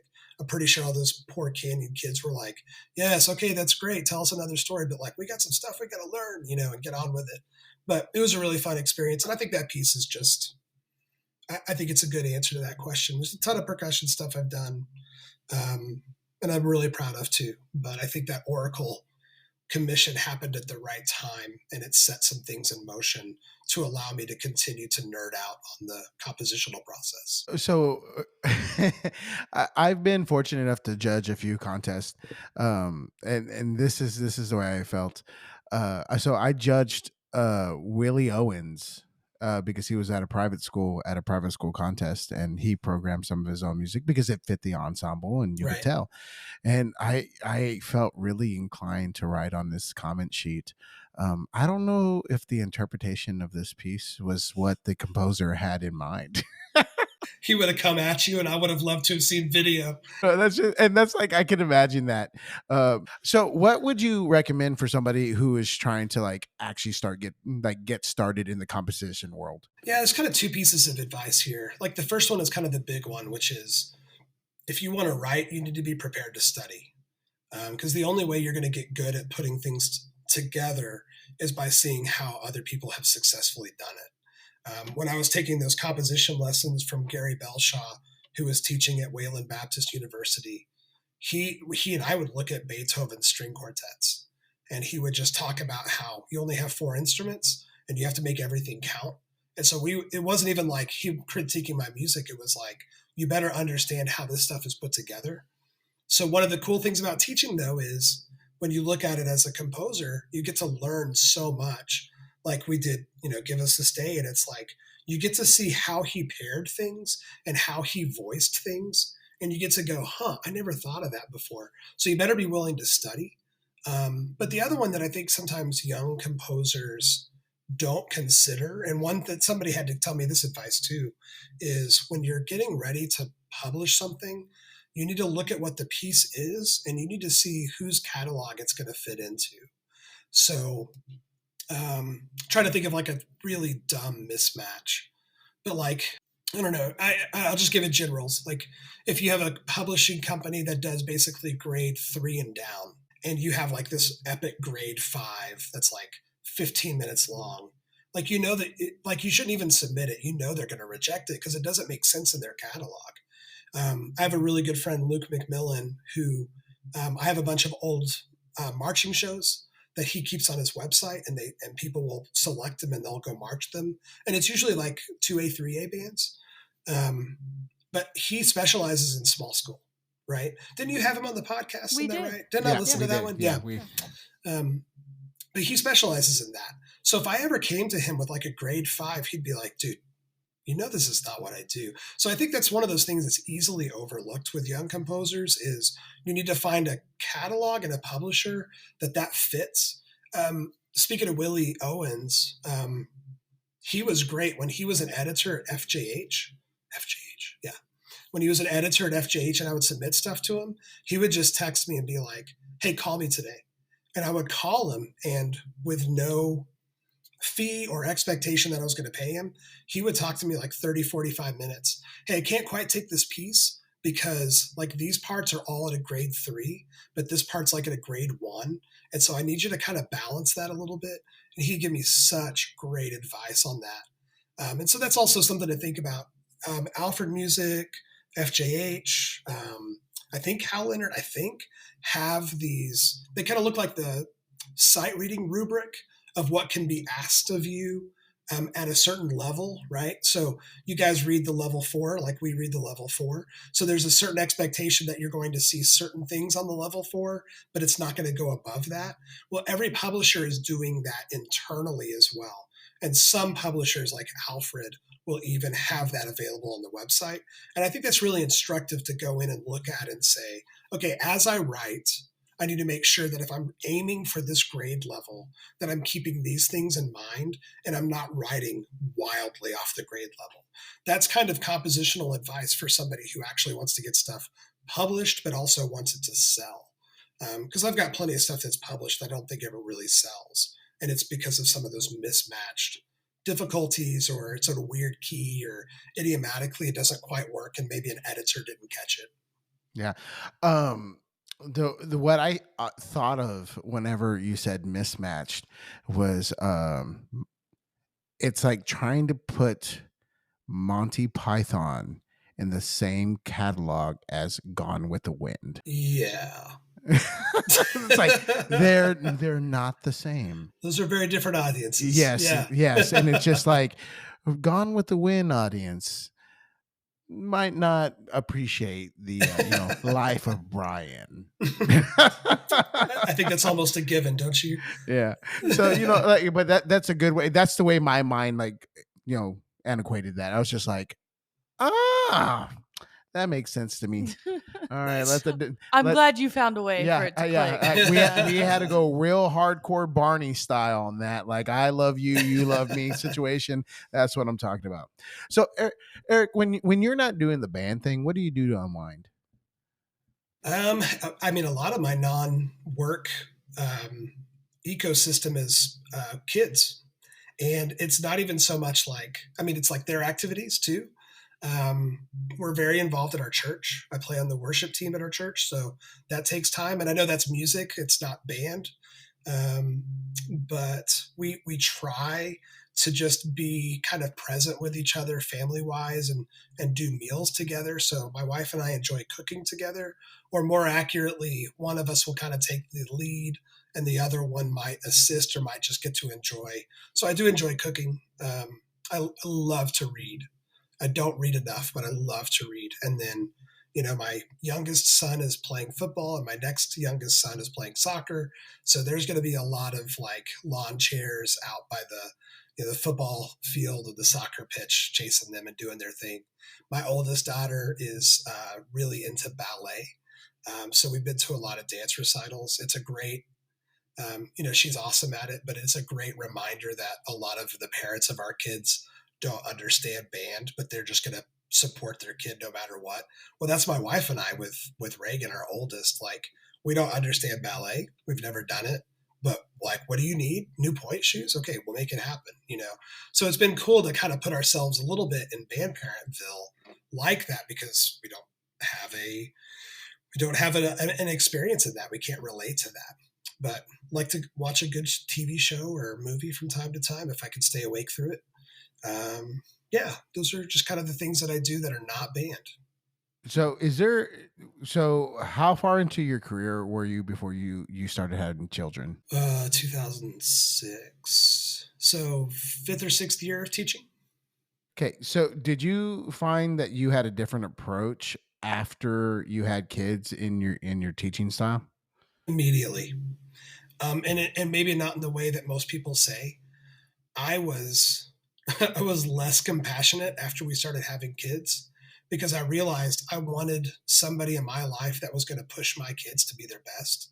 And that was one of the alterations that I made. I didn't always handle that in a healthy way, but I realized, like, man, I have a role in this kid's life that is like supportive in a parental sort of way. And like, I'm doing this kid a favor when I hold a really high standard for them.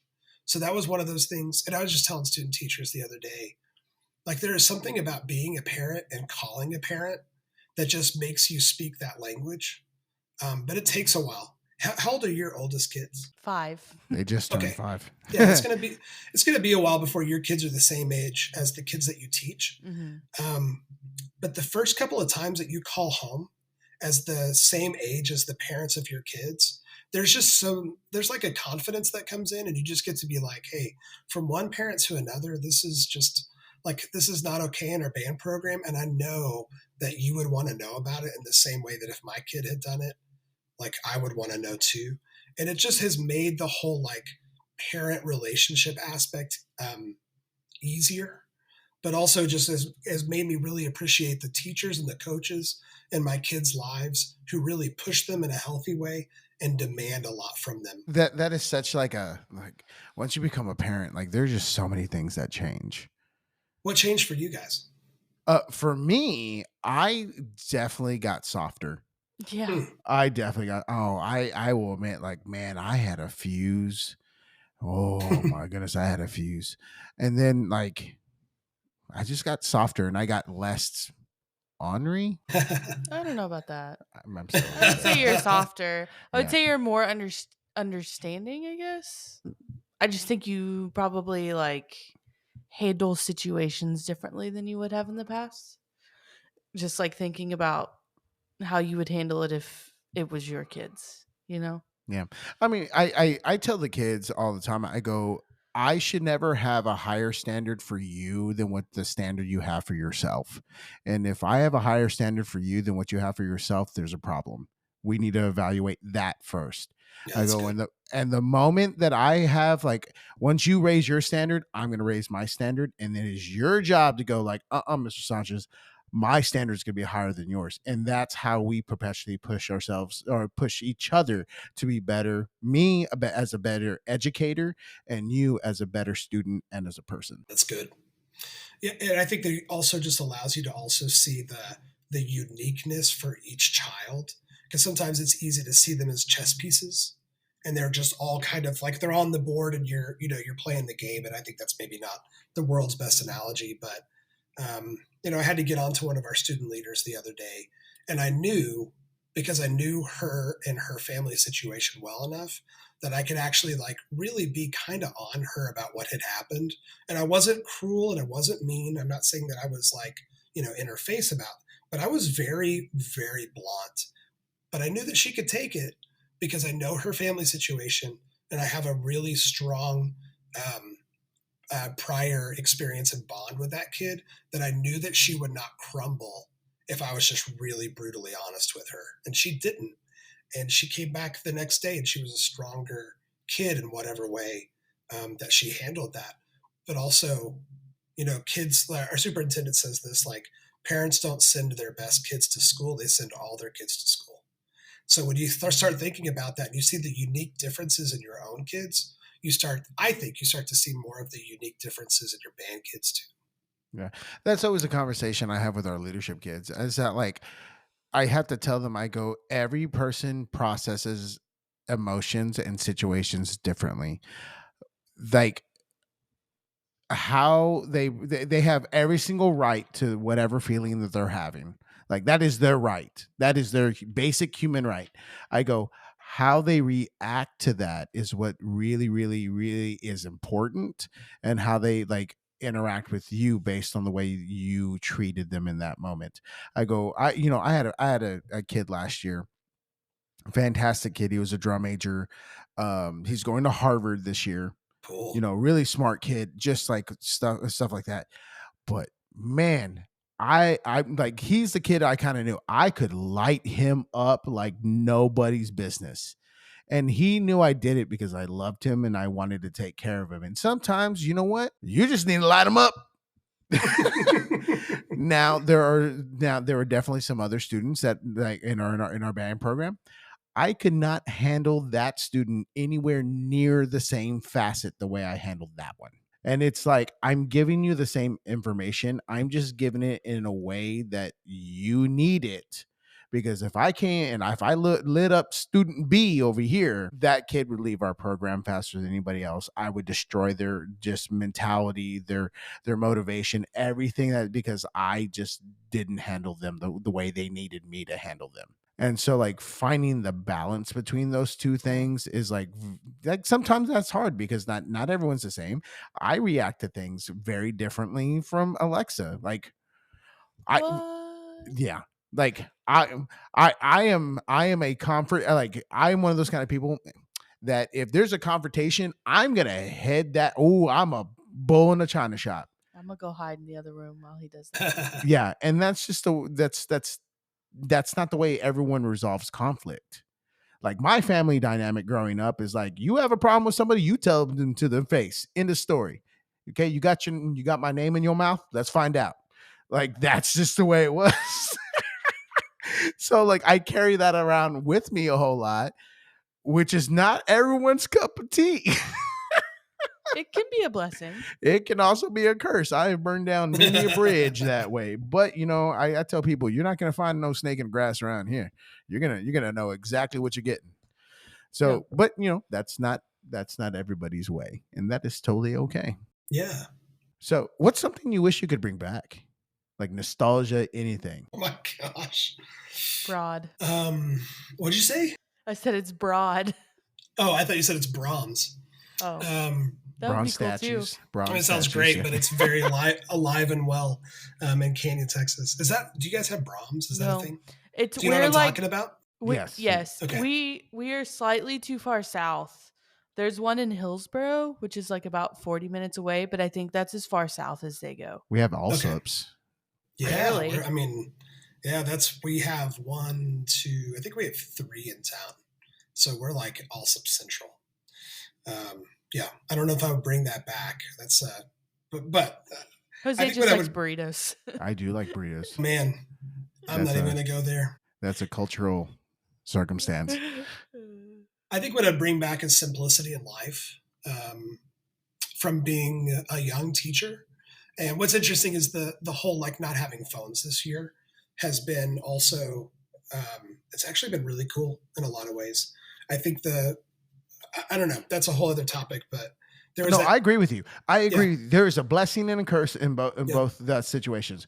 One, the curse is that we were pushed to technology, yes, and then yes, it's like no more technology. Yeah. right. I've heard more practicing in the band hall Hmm. like this year than I have in a while, and it's because like we don't have like they can't have their cell phones. Well, I posted the other day on Facebook that I was walking down the hall. I'm very rarely at Canyon High when lunch is occurring, but every once in a while, I'll kind of be there for some odd reason. And halfway down the hall, it was so loud. And I turned the corner and I was like, what is going on down here? Maybe, oh, yeah, maybe they put like extra kids in this lunch period or something. It wasn't that. No one was sitting there on their phones. They were all talking to each other. And that was what was loud and it was cool.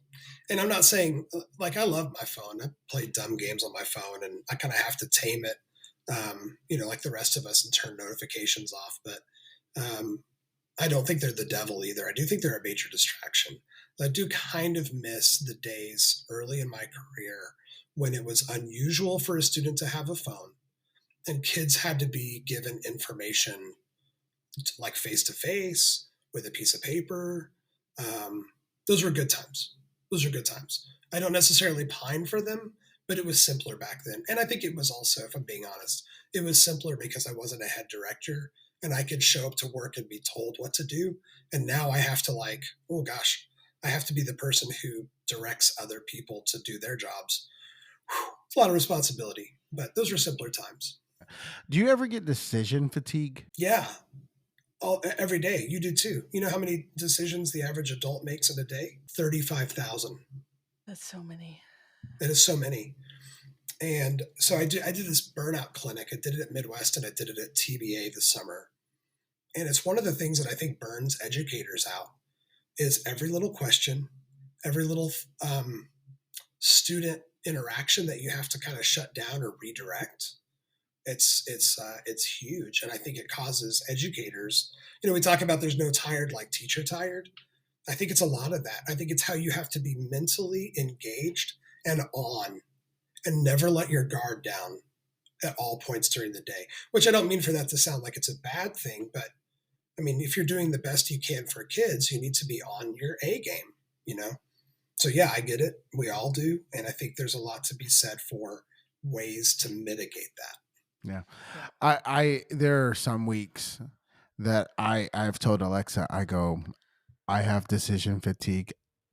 Don't ask me to make a decision This about is the only. anything. This is a recent thing, though. Yeah, You yeah. used to not do this. You used to not say like, "I have decision fatigue." Just like figure it out. You would just like crash out. Yeah. As the kids would say. I've gotten better with using You have, words. but it's like to the point where I'm like, "What do you want for dinner?" And you're like, "I can't." Like I'm done. I've made a decision. Well, like some of my other like duties, I'm the fine arts coordinator and AKA the fine arts director for our district for the secondary schools at least. And so there are some times like I just have to go fight. I have to go have certain discussions and advocate for all fine arts and programs, and I have to make certain decisions and do all that kind of stuff. And I approve all purchases for choir, theater, art, band. Like I approve all those things on top of trying to be a band director. And there are just some weeks that everyone wants something. And so when I'm done at the end of the day, I'm like, I'm not making another decision. And the kids will come like, can I have this? Sure. Yeah. Like, can I eat all the Skittles? Yes. Like, I am not I'm not in the mental state to say no. You can have Skittles, ice cream, Yeah. all the Yeah. things. Daddy, my tummy hurts. Well, what'd you eat? Oh. And that's just like I've gotten to the point where I've just, I'm like, I am done making decisions. Somebody else make them right now. Yeah, yeah. There's two versions of every person. There's you who you are right now, and there's you who you are going to be. And if you right now can make decisions for who you're going to be, it's like it's me, it's like current me and future me. The future me appreciates that so much because they don't have to make decisions. So I told my student teachers, if you look out for this, you'll notice that I wear basically the same thing on every Monday, every Tuesday, every Wednesday. And they're like, no. And I'm like, yeah, I just allow myself to not try to be creative with outfits. I just wear this, and I only rotate things, like 6 to 8 outfits. And so there's Same. things, yeah, but you don't have to think about it. And the best example is Steve Jobs, who wore literally the same thing every single day. And he probably had 20 of those turtlenecks, but he never had to think about what he was going to wear because it was going to take away from what he was trying to do at Apple. I have, you have 5-year-olds, right? Mm-hmm. Do they have a bedtime routine? Yes. I have a bedtime routine. I am way older than 5. And if I do that bedtime routine, which is mindless, by the way, it's the same exact thing every night. I wake up the next morning and I'm so glad that I went through those motions because I don't have to get up and think about making coffee or think about packing my backpack or think about setting up my outfit. It's already done. Last night me helped today, this morning me, have a great start to my day. So the decisions are always going to be there, but there are ways to mitigate that and to help your future self by just being very organized about, and I'm not going to put my future self into a situation where I have to make a bunch of decisions that could have been done yesterday. Yes. Yep. That is so important. I pack my bag. We do I a lot of yeah, that. Mm-hmm. Yeah, just because like with having the twins, that blew up everything. That is the one thing that I always forget is like fill up the water bottles the night before because that is like the worst thing I can hear in the morning. Mommy, my water's empty. It's like we're trying to leave, and it's like that's the one thing that hasn't been incorporated into past me. But between that and like I have to go potty after you got them in the car. In the car seat. Yeah. All the way strapped in. Yeah. Been there. So if it wasn't band, what would it have been? I'd be a barista. I mean, I don't think that I would do anything besides band, but I think if I was like not in music at all, I think I would make coffee, and I think I would probably be interested in like owning and running a shop or like several shops. Yeah, I love coffee, and I'm not like I have Folgers in the morning, so I'm not even like fruit coffee guy. But it's really there's so much to like about the atmosphere. And I worked a coffee shop job when I was in high school, and I loved it. Just loved it. I think I would probably do something in coffee. It is a vibe. I think Gatesville needs another coffee shop if you're interested in I got you, fam. That. Okay. Is that what the kids say? Yeah, I got you. Yeah. Well, we talked to Josh Gall, and he recommended, was it Blue Bottle? Yes. Which is, it's really good coffee, but yeah, apparently it was created by a professional clarinet player. Uh-huh. That's cool. So we've been. I've used almost an entire bag. We bought 2 different roasts. We're pretty excited about the second. I'm pretty excited about the second roast. They're both very. I've only tried one. They both smell very good. The first one I really liked. So yeah, that's pretty good. So do you have a guilty pleasure TV show? I'm on season 3 of The Bear. We haven't watched it yet.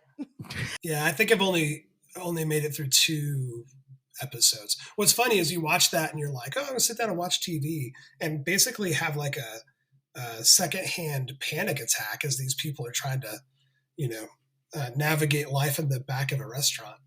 But no, it's really good. It's just all kinds of different. I went through a Succession phase where I binged that. I think last summer. But The Ultimate is Lost. That was my favorite show of all time. Breaking Bad was great. But yeah, The Bear is kind of the current, it's out and it's running and it's kind of where all the buzz is. And it's super, super well done. I don't think my mom would appreciate the language in it, but I'm not trying to make her watch it either. So there's that. The kids will come in and they'll be like, we're going to go see this horror movie on Saturday night. Are you going to go watch it? And I'm like, I don't think my mom will let me watch that. That's just, if like, I don't want to see something, it shuts it down. They're like, Mr. Rath, that's kind of embarrassing. It's like, yeah, I don't think she'd appreciate the language and the bear, but it's a good show. I said something about that the other day. You were talking about movies. I was like, I don't think my dad will let me. Oh, so okay. I love cinema. Like I love cinema. Like, okay, The Departed, fantastic movie, but Alexa had never seen it, and like we started watching it, and she was like, "Oh, my dad was." She like the next day she called her dad and let her know she watched The Departed, and we're like married at this point. I was like 30. Yeah, and he was like disappointed in her that she watched The Departed. Yeah, so parents never stop being parents. Yeah, for real though. Like I don't think my dad would let me watch that. Yeah. Well, we have some quick fire questions that are never quite quick fire. So, Okay. just answer them as quickly as you can. Okay. All right. What came first, the chicken or the egg? It's got to be the chicken. Pancakes or waffles? Waffles. What's a bad habit you wish you could break? Oh, I just stopped chewing my fingernails like 2 months ago. And so the jury is still out to see if I will still be able to hang on to that. So we'll see. Yeah, that's a hard one. Yeah. Like Yeah, it's I'm really bad about that. If you could have dinner with any 3 people, alive or deceased, who would they be? Okay, this is gonna be the weirdest dinner party ever. Percy Granger, and I'm absolutely dead serious about that. Are you inviting his mom? Oh my gosh. No, because I want to have as normal of a conversation as possible. Wow, that was good. I'm proud of you. You know your Granger. I think I would invite C.S. Lewis, who wrote all the Narnia books. He would be cool. Let's see, number 3. Is it living or dead, or what's any? The world is your oyster. I don't know, man. To be determined. I don't know. I don't want to say something like obvious, like Mozart. Well, you're leaving that seat open for Percy's mom. She might be coming either way. Casey +1, yeah. Oh my gosh. Yeah, I fully regret saying Percy Granger now, so it's good. It's okay. Is Die Hard a Christmas movie? Did I just disappoint you? Slightly. It's not. People who say it is. That's funny. One of my former assistants, every single year, I tell her like it's like an ongoing thing, because like who wrote Silent Night? Franz, not Gruber. Exactly. That's exactly like. Is that right? I think is that the name of the villain from that movie? It's Hans Gruber. Oh, Hans Gruber. Yeah. Okay.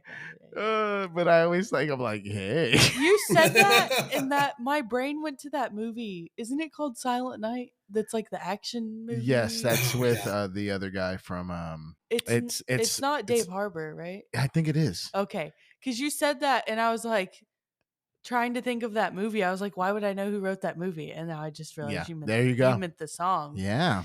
Okay. Yeah. My bad. Do you have a karaoke song? I've never done. Well, I've done karaoke once. I guess it was like a small private party. I think if somebody was like, "I'll give you $1,000 to sing karaoke," I would sing badly "More Than a Feeling" by Boston. Ooh. Do you know what karaoke means? I don't. It means empty orchestra. Okay. I don't know. I had no idea. That. Sorry. It's Japanese. That's a good one. Yes, Japanese. It's empty orchestra. Okay, if you could have any one animal, real or fictional, as a pet, which one would it be? Curious George. Solid choice. We'd have to give you a giant yellow hat. Or Clifford the big red dog. Oh, that's one too of much those. fur. He'd be That's too knocking much stuff fur. over. That's too much fur. Red fur. It's so. Oh yeah. Yeah. You'd have to have like 10 Roombas to keep up with that. Oh my goodness. But yes, but a poo slinging monkey is no big deal. Yeah. Yeah. Well, you can put a diaper on the monkey. Yeah, you can. The dog's too big. Yeah. Listen to the 3 parents talk about the practical reasons to not pick these animals. Well, okay. Like here's the thing. Like the big red dog, all I can think of is the triceratops like dung In scene Jurassic Park. in Jurassic Park. Yeah, That's what it is. That's You're only reminded of that because when I was changing Joel's diaper earlier, that's the reference that I made. Yes. And so now that's what's stuck with you. Yeah. Mhm. You say things and they mean a lot to me, so I that's carry good. them with me. I'm so glad that that's the one thing that you remembered. Out of everything I've said today, I've been awake and talking to you since 6 a.m. and that's the one that Yep, stuck. that's exactly it. You have a favorite ice cream flavor? Mint chocolate chip. Ooh, another solid choice. He's Thanks. going up on my favorite people list. No one will eat it in my household. I'm the only one that likes it. Really? Yeah. So I don't, I mean, and that's not like a bone of contention, but like if my wife brings ice cream home, it's not going to be that, which is like, oh, now I really want that because we don't ever have it. Wow. Yeah. That's crazy. Okay, here's a different question. Snow cones or ice cream? Ice cream, 100%. See, you're the odd man out. Everyone loves man, ice cream. Really? Give me a snow cone. Oh, you're a snow cone guy. Yeah, I'm a snow cone guy. I want ice cream. I just think there's more variety in snow cones. I think that you're maybe sure right there about is. that, but I don't care about the variety. Oh, I do. If you want a Piccadilly, you can't put pickles in an ice cream. I mean, I could. Oh, you wouldn't want to. That's just like not always. I love Piccadilly's, but that's not like 90% of the time I will say yes to ice cream, and like 10% of the time I'll say yes to a snow cone. Oh no, it's like I will say yes to snow cones 100% of the time. I don't know why. I just my son worked at a snow cone stand one summer, and he would bring them home for us. He'd be like, "Hey, we had some ice that was made, and here it is." And he'd hand it to me, and I'd be like, "Oh, thanks." And I have to kind of like fake being a little bit excited about it. I mean, I always appreciated. Don't get me wrong, I always appreciated what he was trying to do. He's trying to be generous, but I was just like, well, I don't like snow cones. yeah. Okay, like real talk. So I took my son to have a snow cone after we got haircuts this past weekend, and he got a shark attack one, and I went out on the edge. I got an Oreo Oh, that's different. Oh, snow cone, and it was delicious. So you were at Bahama Nice. Bucks. Yes, they have mint chocolate snow cones. well, then it's a done deal. I'm gonna have to go like get one. Now. you're gonna have to try it. But the thing is, you can get a snow cone with ice cream in the middle of it. Yeah. So I mean, if What? you want, it's Yeah. called a bird's nest or love's nest or whatever. Bahama they're called. Bucks calls it a Bahama Rama Mama, which Yeah. is why I never order it because it's too hard to say. Why you have all those words next to each other? So I don't know. I like a good snow Wait, cone. did it have Oreo chunks in it? Yeah, it had pieces of Oreo, and then I don't they know how to feel what about that. what they did. They Ice and also Oreos? took the cream, like a cream, Uh-huh. and they lined the inside of it. So when you're getting like Was it the just snow sweet cone, condensed milk or something? no, it's like an actual cream. Oh. Like it's a sweet cream. I'm not opposed to this. I just can't. It I was- can't it get was- past ice and Oreo. It was chunks. great. It was tasty. Okay, I'll believe you. I'll try it. I mean, next I time. was. I mean, I That just enjoyed sounds myself like, thoroughly. hey, here's your wet cookie. That's what that sounds like to me. That's what I'm it was trying to great. get The past. cookies were still Wet crunchy. cookie with cream around I it. mean, like, don't get me wrong. That's There impressive. wasn't like cookie all the way down in the inside of it. It was more like a topping more than anything Okay. else. But like the flavoring was like Oreo cookie flavoring. You got to try it. Okay, Like, I believe you. don't pass judgment. I will try it. Do you have a favorite season of the year? Yeah, summer. Summer? Oh, man, that's the Yeah. first time I've heard that one. Really? Yeah, I think people just think it's too hot. yeah. I mean, yeah. So it's not humid here. And I Oh. think that's important for context. So it'll get hot, but when the sun goes down, it'll be 60 or 70 degrees. And you can go outside and really enjoy it. Now, mosquitoes are still a thing, but I really like summer just because there's fewer demands on my time. Yeah. Mhm. And it's just, I mean, I don't know. It's just, I think there's something to be said for that. I also love Christmas time, but I'm not going to watch Die Hard and call it a Christmas movie. So you can't make me. Okay. Let me ask you. Okay, is A Wonderful Life a Christmas movie? Then I think it is, yes. why? Because things like every time a bell rings, an angel gets its wings. That's iconic. That's at a Christmas tree, right? I think there's a lot of echoing of. You didn't expect like the dissertation that I'm about to give you, right? But there's It's like, this dude's really thought about this. Like, quick, pivot to a different question. But there's a lot of parallels to like A Christmas Carol in that movie. Kind of like the what could have been sort of element to it. And it's so iconic. Like, that has to finish at Christmas, And you can tell me all day that that's true for Die Hard, but I just, whatever. There are more important things to discuss. And yet, it's fun to still talk about these things that are kind of frivolous and, snow cones and Oreos and all that stuff. Follow-up question. Have you seen It's a Wonderful Life? Yes. Okay. I don't know why I thought you hadn't it's not seen my that movie. go-to, but like, I've never That's watched right. it with you. Yeah. I've watched it many times. I mean, we have a tradition in this house. On the first day of Christmas break, we watch White Christmas. I refuse to watch it until we are officially on Christmas break. I love White Christmas. Okay. We usually watch Die Hard on Christmas Eve just to make it really Stick. festive. There's nothing wrong with that. Enjoy. Well, it's just like the same thing. Like, we do a shrimp boil for Christmas. Most of the time. Yeah. Heck yeah, man. Why not? Yeah. I mean, I don't know. Shellfish. Well, deep fry a turkey. There's nothing wrong with that That's either. what we do for Thanksgiving. I'll smoke a brisket. Yep. Do you have a go-to board game? Oh my gosh. Ticket to Ride. Oh. But my wife is like the all-time, like, she could crush anybody at Ticket to Ride. So anytime she's like, you want to play Ticket to Ride? My thought bubble, and sometimes I say that this is like, yes, you want me to be there so that you have somebody to like beat? Sure, let's go play. That's the way I feel about playing like trivia games with Alexa. It's specifically anything revolving around like Seinfeld. Oh, okay. So you're the Wikipedia article for Seinfeld. So one time my sister bought a Seinfeld trivia game to play at Christmas with me and my mom and my dad or whatever. And they were having such little fun that they stopped playing the game, and she boxed it up and was like, you can take this home because I'm never going to play it Oh my again. gosh. So That's amazing. Like, I witnessed this go down. I was all like, oh, this is devolved. Sorry. No, they didn't have a fun. I was having a fun time. They weren't having a fun time.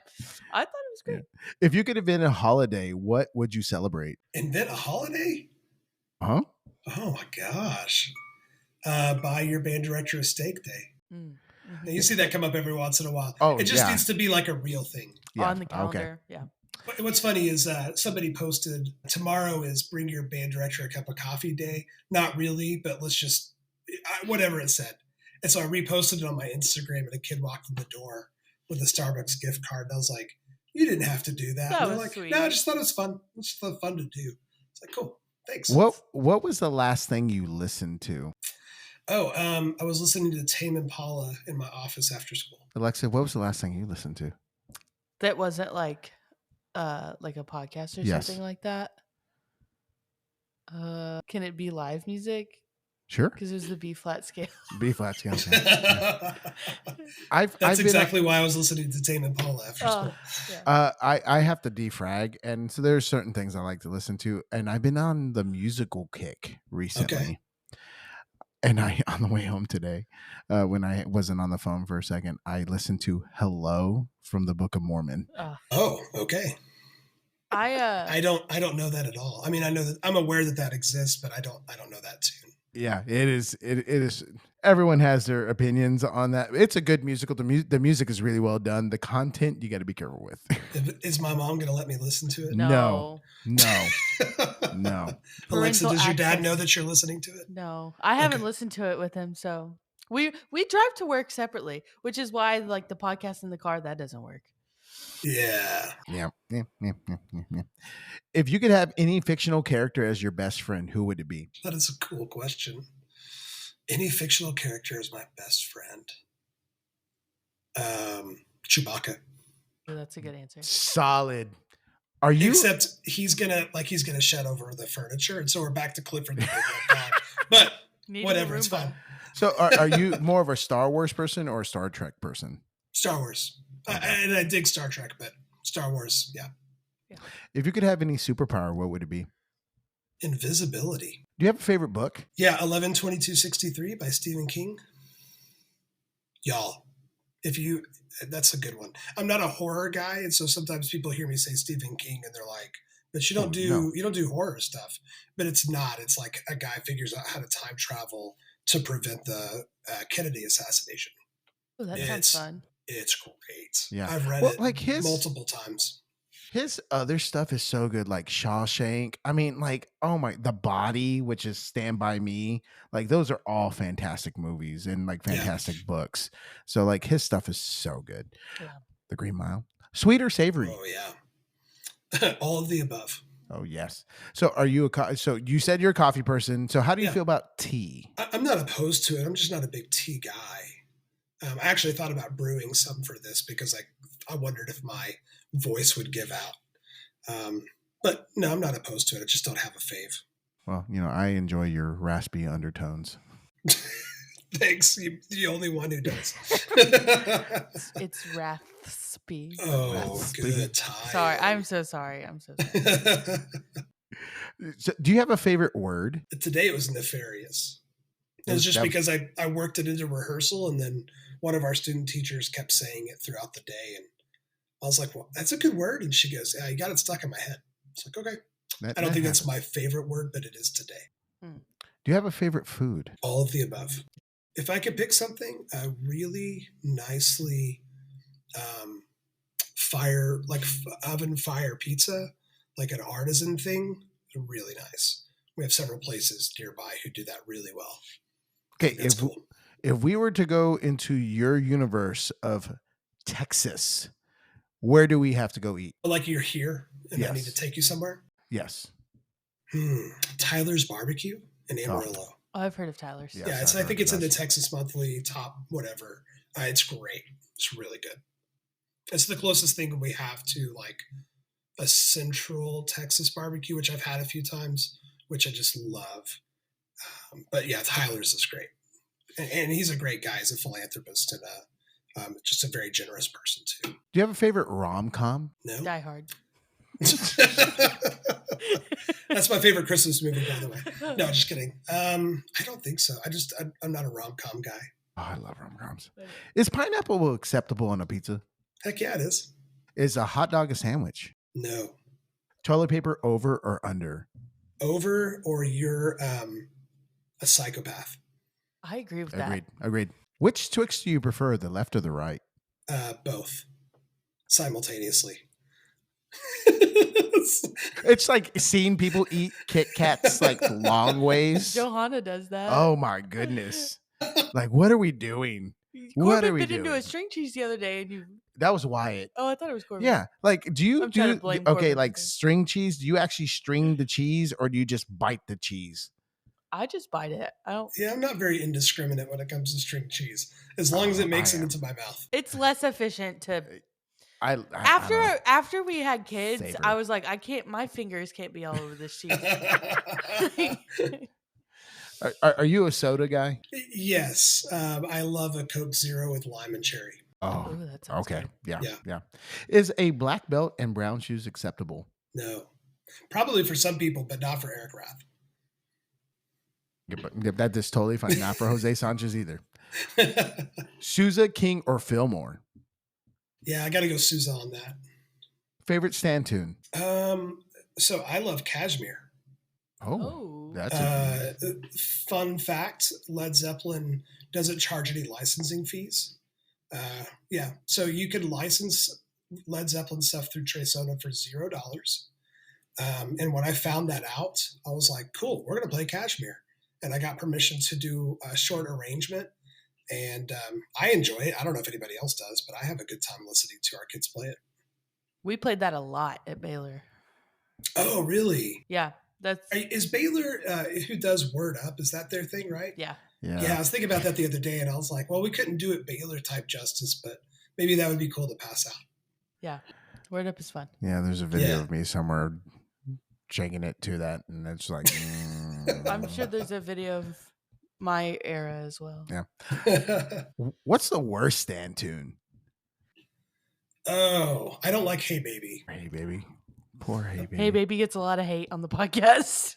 Does it? Yeah. Our kids will hear another band play it, and they're like, Mr. Rath, we should do that. And I'm like, okay, cool. And then I'm like, we're not going to do that. Yeah, it's between that and so this is something my band kids ask, specifically the tuba section. They ask for berets every single year. And Interesting. I'm a tuba player, and Yeah. I tell them no. Yeah. We are not wearing berets. Good for you. Do you have a favorite store? The Burrowing Owl bookstore on the square in Canyon, Texas. It's a one-off, and it's owned by a band parent, and they sell used. It's mostly used books, and it's part bookstore, it's part library, and it's in an old turn of the century, the previous century bank. It's very cool. It's very iconic, and I could spend a lot of money and time in there. That's cool. Do you have a walk-up song? Like baseball? Is that what that is? Yeah. The Distance by Cake.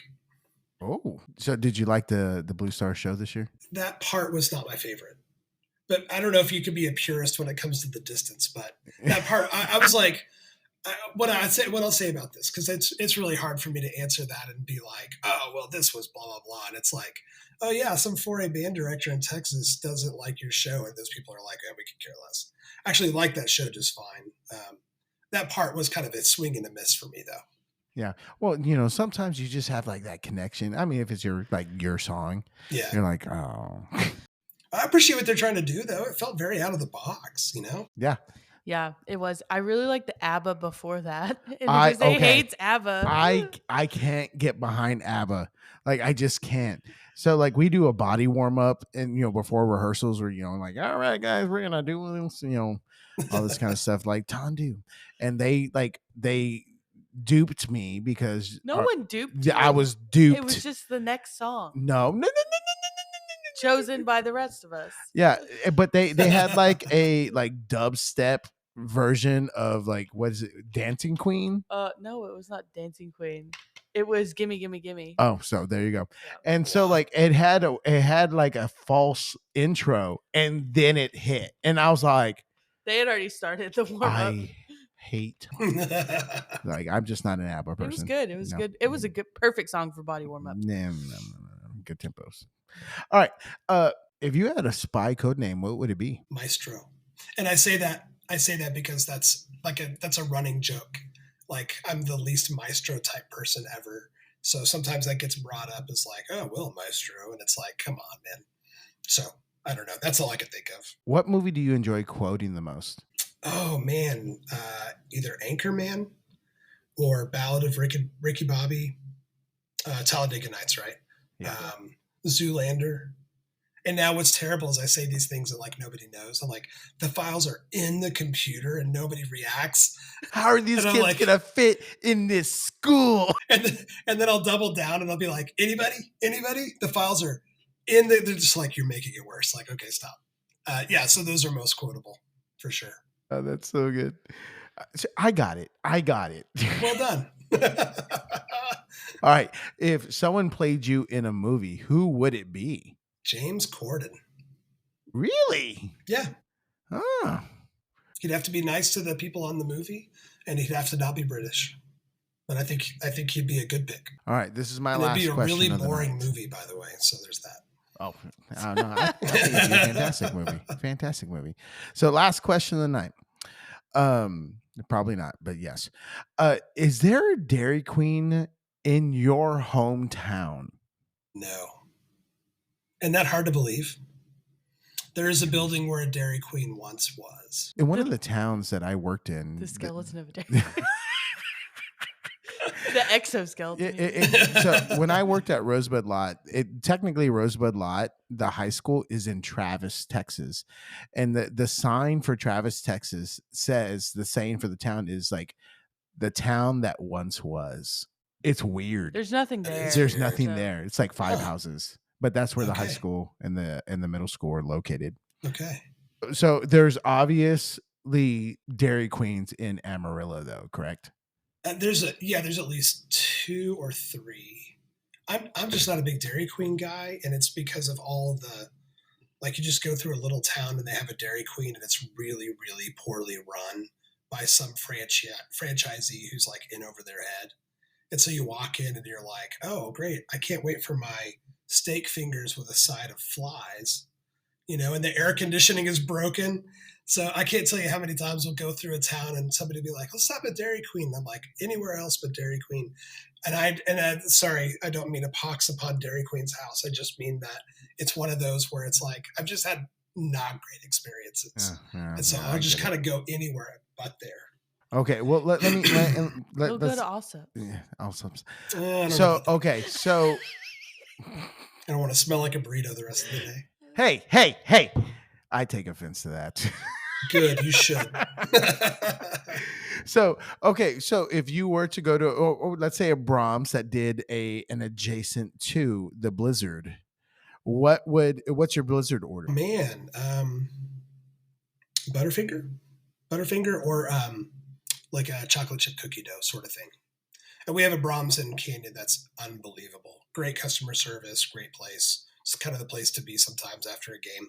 It's a good place. I wish we had a Brahms. I don't feel like driving to Hillsboro for Well, we're too far out of their milk distribution area, is what everyone has always said. It's just like, it's a really big deal for them too. Yeah. So it's just like we're barely too far. Yeah.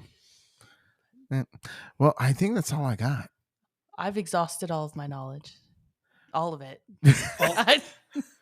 All the decisions have been fatigued at this point. Yes. Well, Eric, we appreciate you being on the podcast and dropping some good knowledge. And, we wish you the best in your marching season and in your school year, because I know you're going to put out a fantastic product this year. Likewise to you guys too. Can't wait to see what you accomplish this year, because I know it's going to be great. Thank you. Well, thanks for listening to Band Yap. We'll see you next time. Bye. We out.